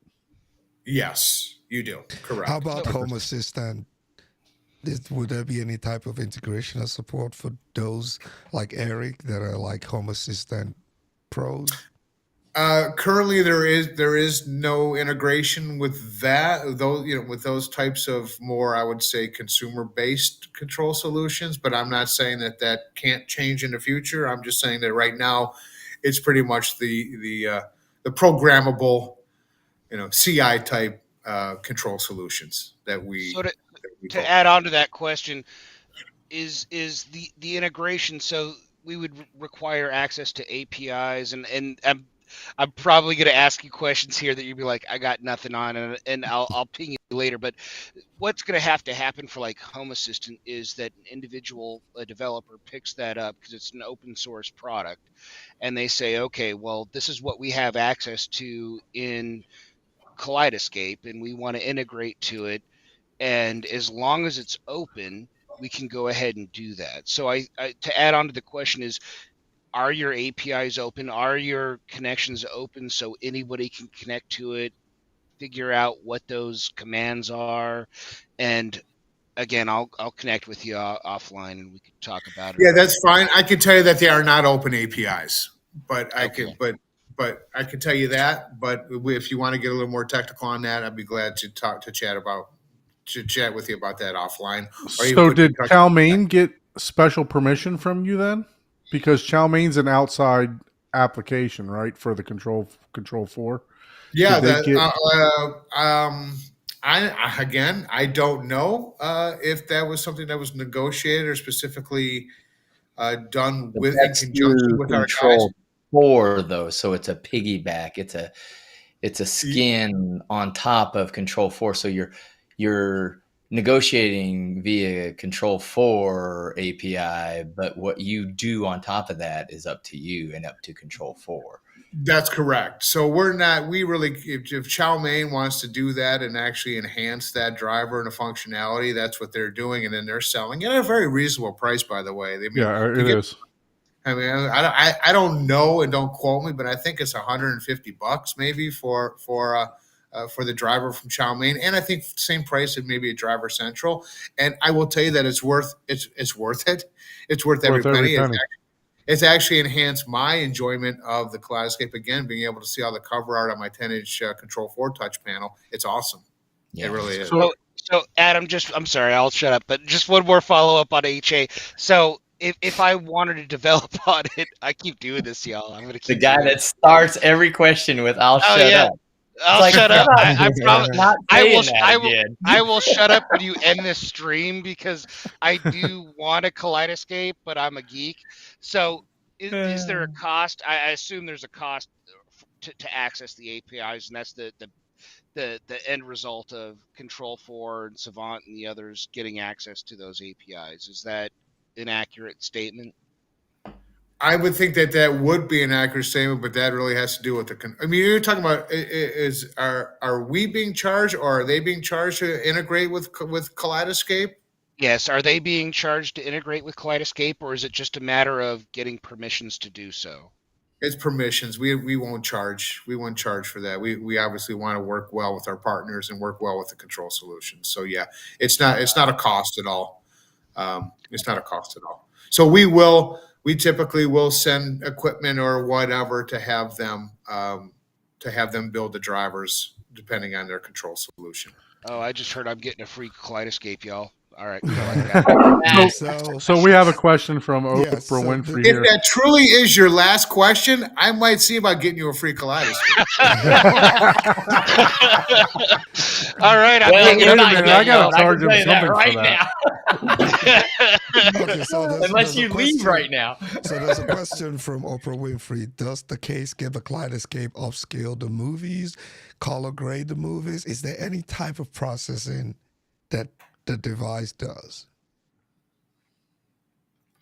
I'm sorry. For some reason, I was a little bit low on the volume, but I'm trying to read Okay. in the feed here. Could you repeat that question, please? Yeah, so does the Kaleidescape upscale the movie or color grade the movie? Does it do any type of enhancement to the video quality? It does upscale if it's a 1080 movie or a lower resolution movie. It will upscale the output 4K to your 4K device. Yes. As far as color grading, that's not something that we do. We would do all of that on the front end when we're curating the Yeah. film. Okay. That I kind I could just go have one wrong. question, but because I got to drop soon. Okay. Before so I just wanted to confirm, you guys. I don't know if you know this. Are you using what codec do you use for 4K UHD movies? Is it HEVC, H.265, that kind of thing, or do you not sure? Not sure. Again, I'm not sure exactly what the codec would be or what And you're using on the technical side. And again, if that's something that we can divulge, I'd be happy to put you in touch or get that question to my technical guys. But well, I don't because you know, I don't there's know a the answer. if you're using so again if I just so if you do say it's higher bit rate, but if you're using H.264 to achieve, you'd probably, I'm assuming you are, but is there any plan on like potentially using a more advanced codec like AV1 or something to maybe even shrink down the size of the downloads while maintaining the same quality? Well, Because I know that's you guys certainly were talking. I'm sorry, I don't want to interrupt you. no, that's okay. That's a great point, and I will tell you that we have a really smart engineering crew at Kaleidescape, and they're always busy trying to enhance the product and make sure that we're in the forefront of the latest technology and the latest capability. So, with that all being said, yes, we always want to make sure that we're doing everything we possibly can to decrease the download times. We would love for all of the movies to be downloaded in 3 to 4 to 5 minutes, no matter what you're using, and what product you're using from Kaleidescape. So, I'm going to have to say that yes, I know that we do have a new motherboard in the Terra Prime that Kaleidescape is manufacturing. It wasn't something that was just say purchased to our specs. And we also had just recently upgraded the processing chip in the Kaleidescape to again enhance and make the download speeds the download times less and the download speeds faster. And that's all we're always doing, that kind of stuff, right? We are always trying to innovate, and we're always trying to make sure that we have the latest and greatest in the technology and the chipset and everything. Ultimately, always comes down to the same thing. We want to give the best possible experience to the customer. So yes, I can definitely see them moving forward, enhancing, and always continuing to use the latest product to make sure we have the quickest download time available. I mean, obviously, we're never going to be as quick as streaming because we're not streaming. So, Yeah, but thanks for the thank question. you. Good question. And again, No if you problem. want to get a little more technical on it, feel free to contact me after the podcast. Well, and I think the basis of that is the difference in ripping technology, and goes back to the convenience, right? Kaleidescape is much more convenient, but it's always going to be behind because you have to make sure you're providing the best stable product that you possibly can for your customers. Well, one Right? thing that I can say, because I still rip my discs that I purchase, is I can actually download a movie faster with the new Prime servers than I can rip a disc. right? Oh, Because you're 100%. only it's 45 minutes, sometimes a little bit, almost an hour, to rip a disc. Just depending on even with my new Mac that I got with 36 cores or whatever it's got, it's still taking 40 minutes to rip the disc, and that's because the optical drive can only read so fast, right? Yeah. So, you know, the experience with the Kaleidescape is still a better experience for me. Not to mention the fact that when I do rip a disc, not all the time does it just work, right? Sometimes I have to, as Adam said, clean the disc, get the little film off of it. Sometimes I have to use a different drive, because my one drive's not reading it. And in a lot of cases, I'll have to switch from Make MKV to DVD Fab to burn it as an ISO. So now I've wasted an hour and a half to 2 hours trying to rip one disc when I could have already watched the movie, right?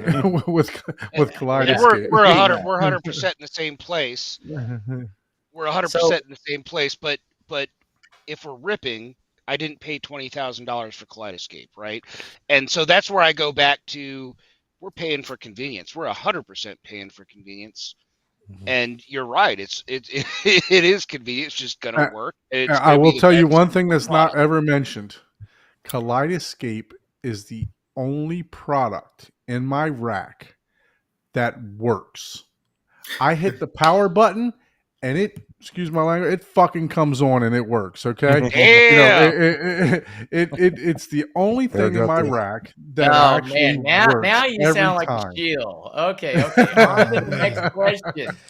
This is I not a have a sponsored. This is few. not a sponsored show. I have a few questions that Go I ahead, will Paul. now force on because I've tried to ask them 5 times now, and you've answered actually some of these. Do you guys provide Kscape to commercial theaters a lot or at all?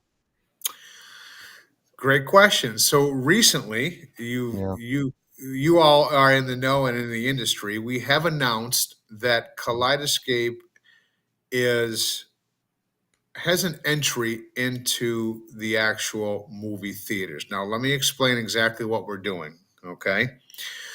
What we're doing, and this was actually a big project by our COO, Priscilla Morgan, and her team, who worked very hard and very diligently in arriving to this situation. Now, many theaters right now are looking for various revenue streams, other ways to make money. We know this, that again, and of course, there hasn't been a whole lot of blockbusters coming out of Hollywood lately. I think Writer's strike. that's Yeah, what I'm we're saying. I think that's gonna change now that the strike is over and these guys have been back to work for a while. We're hoping that's going to change. However, with that being said, I think these theaters are really looking for other revenue streams. Now, what this would be the theaters that are already doing this. They rent out their theaters for private engagements, right? So these are private engagements that have a private audience, and they're able to pick content and pick movies from a Kaleidescape system. Absolutely, Okay. this is brand Okay. new. That's Now, what I was like, the licensing, but you answered my question. It's a yeah, private yeah, events only. Okay. private events. okay. So, okay. We are not the mechanism for first run movies being displayed through a Kaleidescape system, in a first run movie theater, right? Or a first run movie.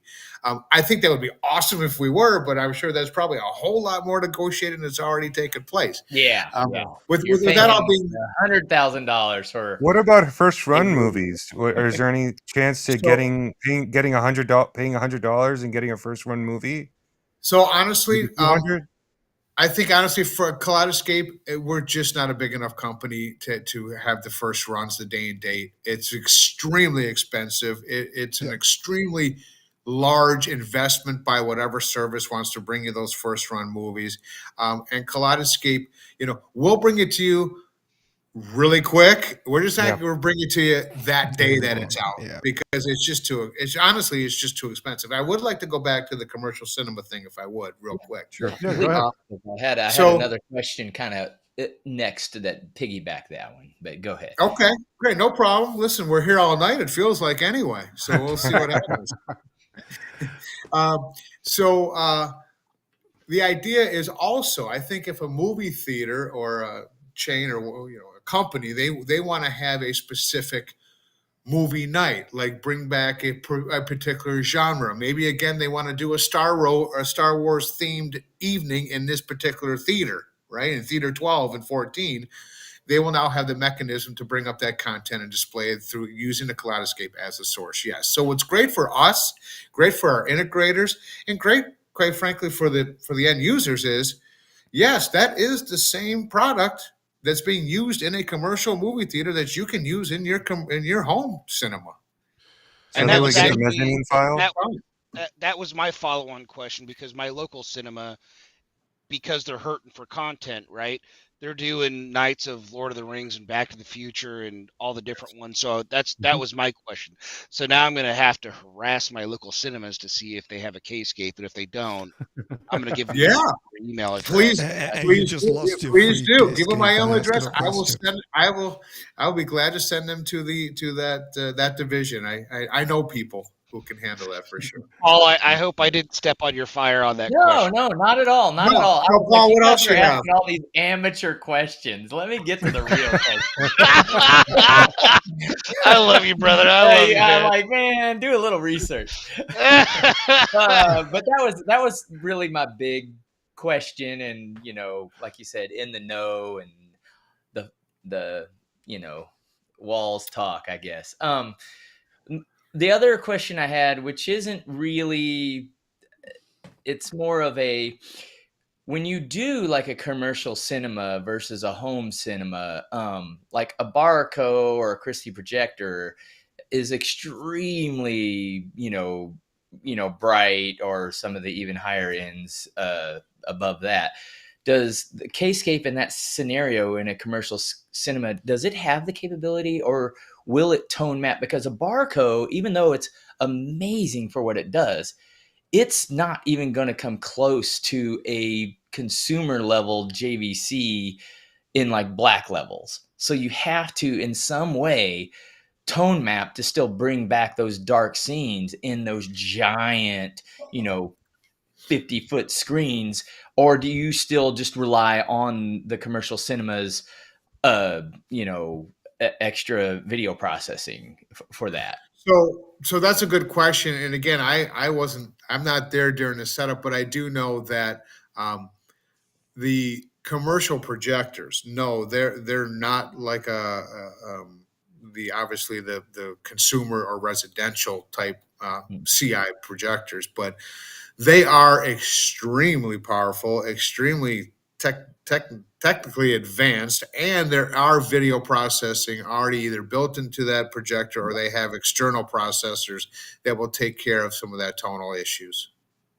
Cool. And this question got added. Do you, or would it be a good idea to provide an option to buy an extended warranty for something like a Strato C that expired?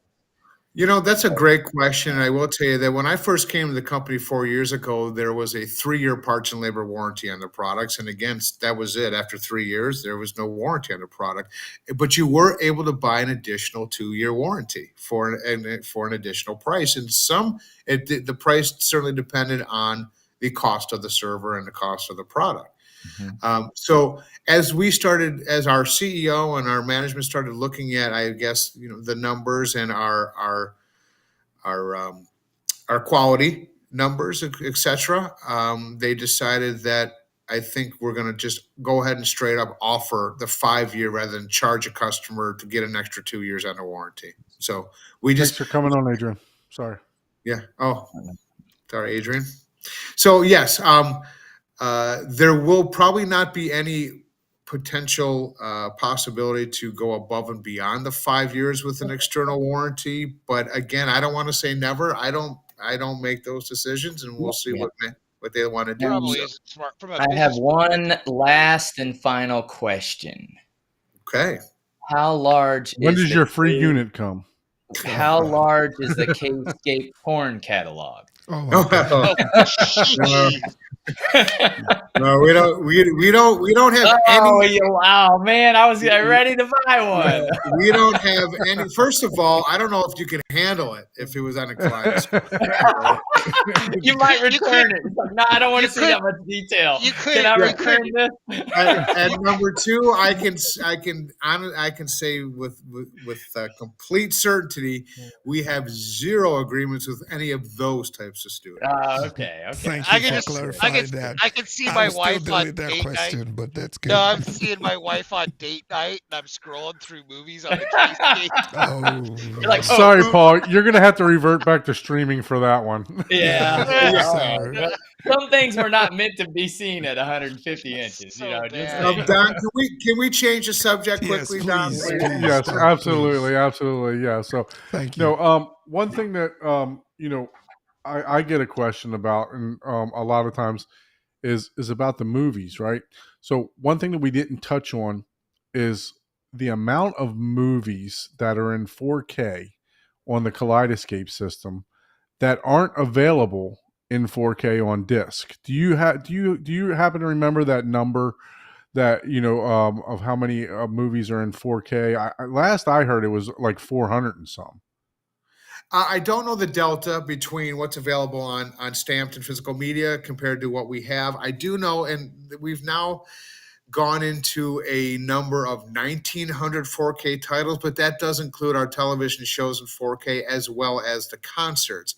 As far as movies, that number has always been roughly, and been growing, of course. It grows every day. You probably get the notifications, Don, that, hey, we've added this in 4K or this has changed to 4K.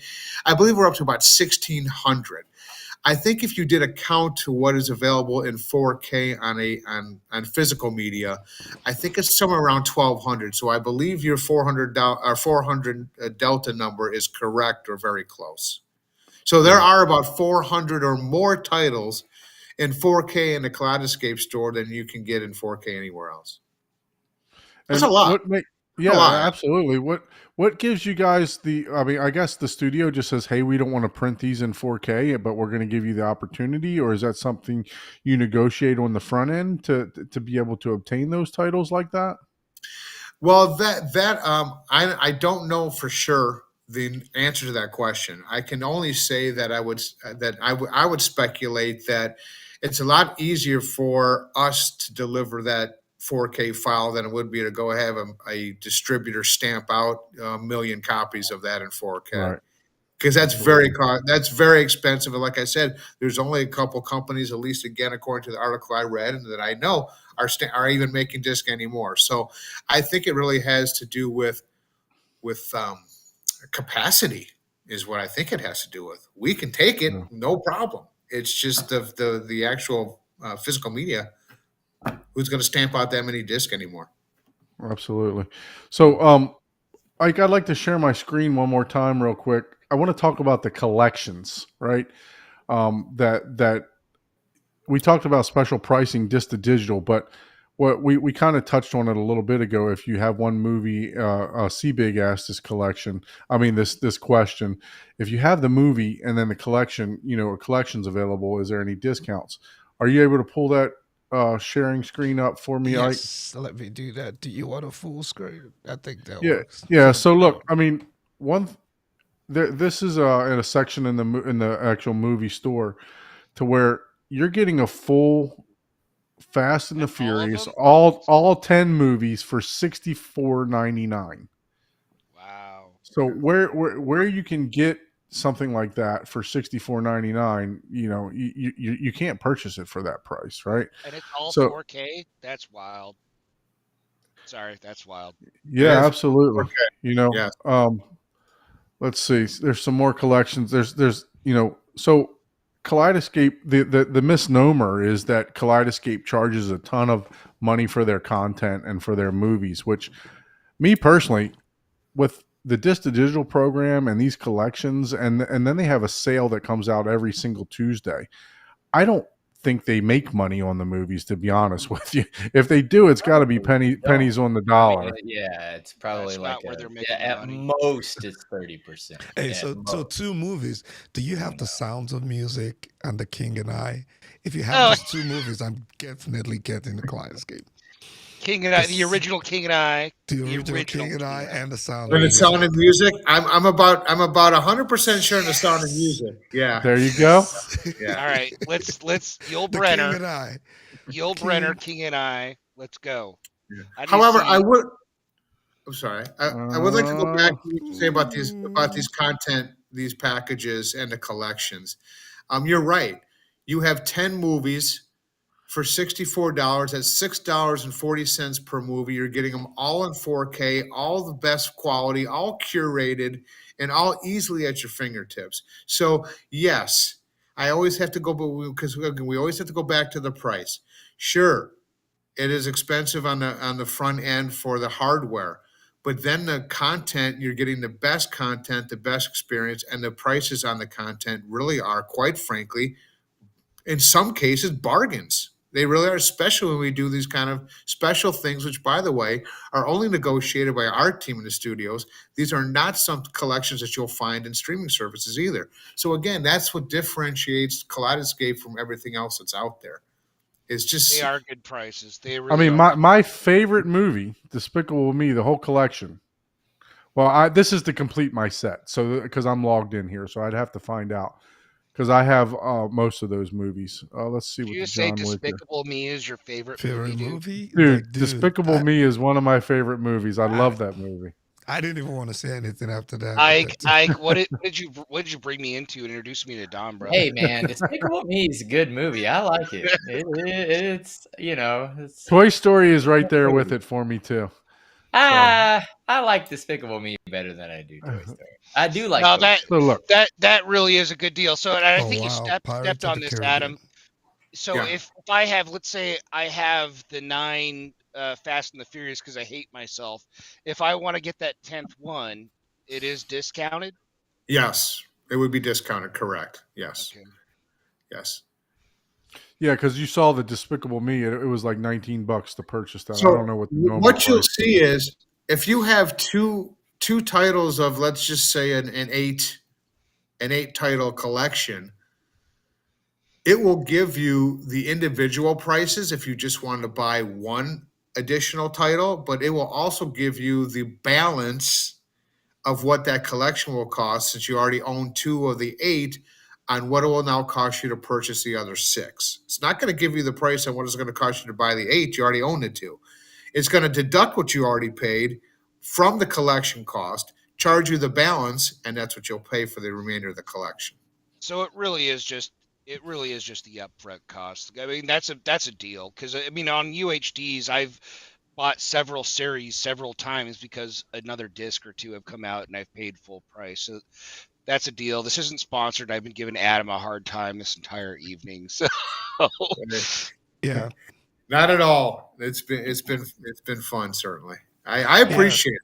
I yeah. appreciate the engagement. Great questions. Like I said, if there's anything that I have not been able to answer or have not answered to anyone's satisfaction, I'm happy to get that information, either later offline or from any one of my teammates at Kaleidescape, who would probably be best equipped to answer some of those questions. So one last question that I have for you, me personally, and Man, you this better is make brought it up a quick. lot. I'm running out of beer here. This is brought up a lot.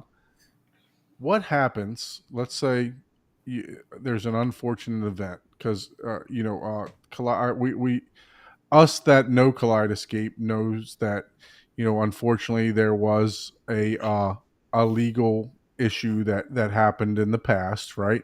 So what happens? And I know you've already gotten all the rights from the studio and worked all that out. So, but let's just say that something happens to Kaleidescape. We don't wish any ill will on anybody. Is our players still going to work? Are we still going to be able to watch the content that we have? Are we going to still be able to access the content that's in the cloud? So That's a good question. We get that asked quite a bit, right? What Mhm. happens? I've made this investment, and then what if you go out of business? Well, first of all, that would really stink because I love my job and I love the company. That's number Right. one. Secondly, what you own, you will always own, and you will always own those rights. And those movies and those titles will always be on your hard drive. So that will not change ever until, quite frankly, the hardware at some point in time will die. At some point, it could be 10 years, 20 years, 30 years, who knows, right? So, whatever you currently own, you own it for life. Whatever is currently on the server, that will stay on the hard drive of that server for life. The only thing I would say is that you would not be able to purchase any additional content because we're no longer bringing in new content from the studios. So what you currently have, you will always have. And if you think about it, the people who have collections of hard physical media, if physical media goes away, what are they going to do? They're going to have Right. what they have. They won't be able to get any more. It's very much the same thing with Kaleidescape. And You if to their be disc gets transparent, to scratched, say to Same be thing. transparent though, Don, you do have to say if their servers go away, what you are left with is what's on your server. If you've purchased 20,000 movies, you only got what's on So your you need server. to Again, invest to in be the transparent. 90 tera No, server, that is not the correct. 8 That is tera correct. server. So whatever you have on your server, that will always remain on the hard drive. The store, again, these are obviously hypotheticals that we Right. don't Yeah. know what would happen or hope would never happen.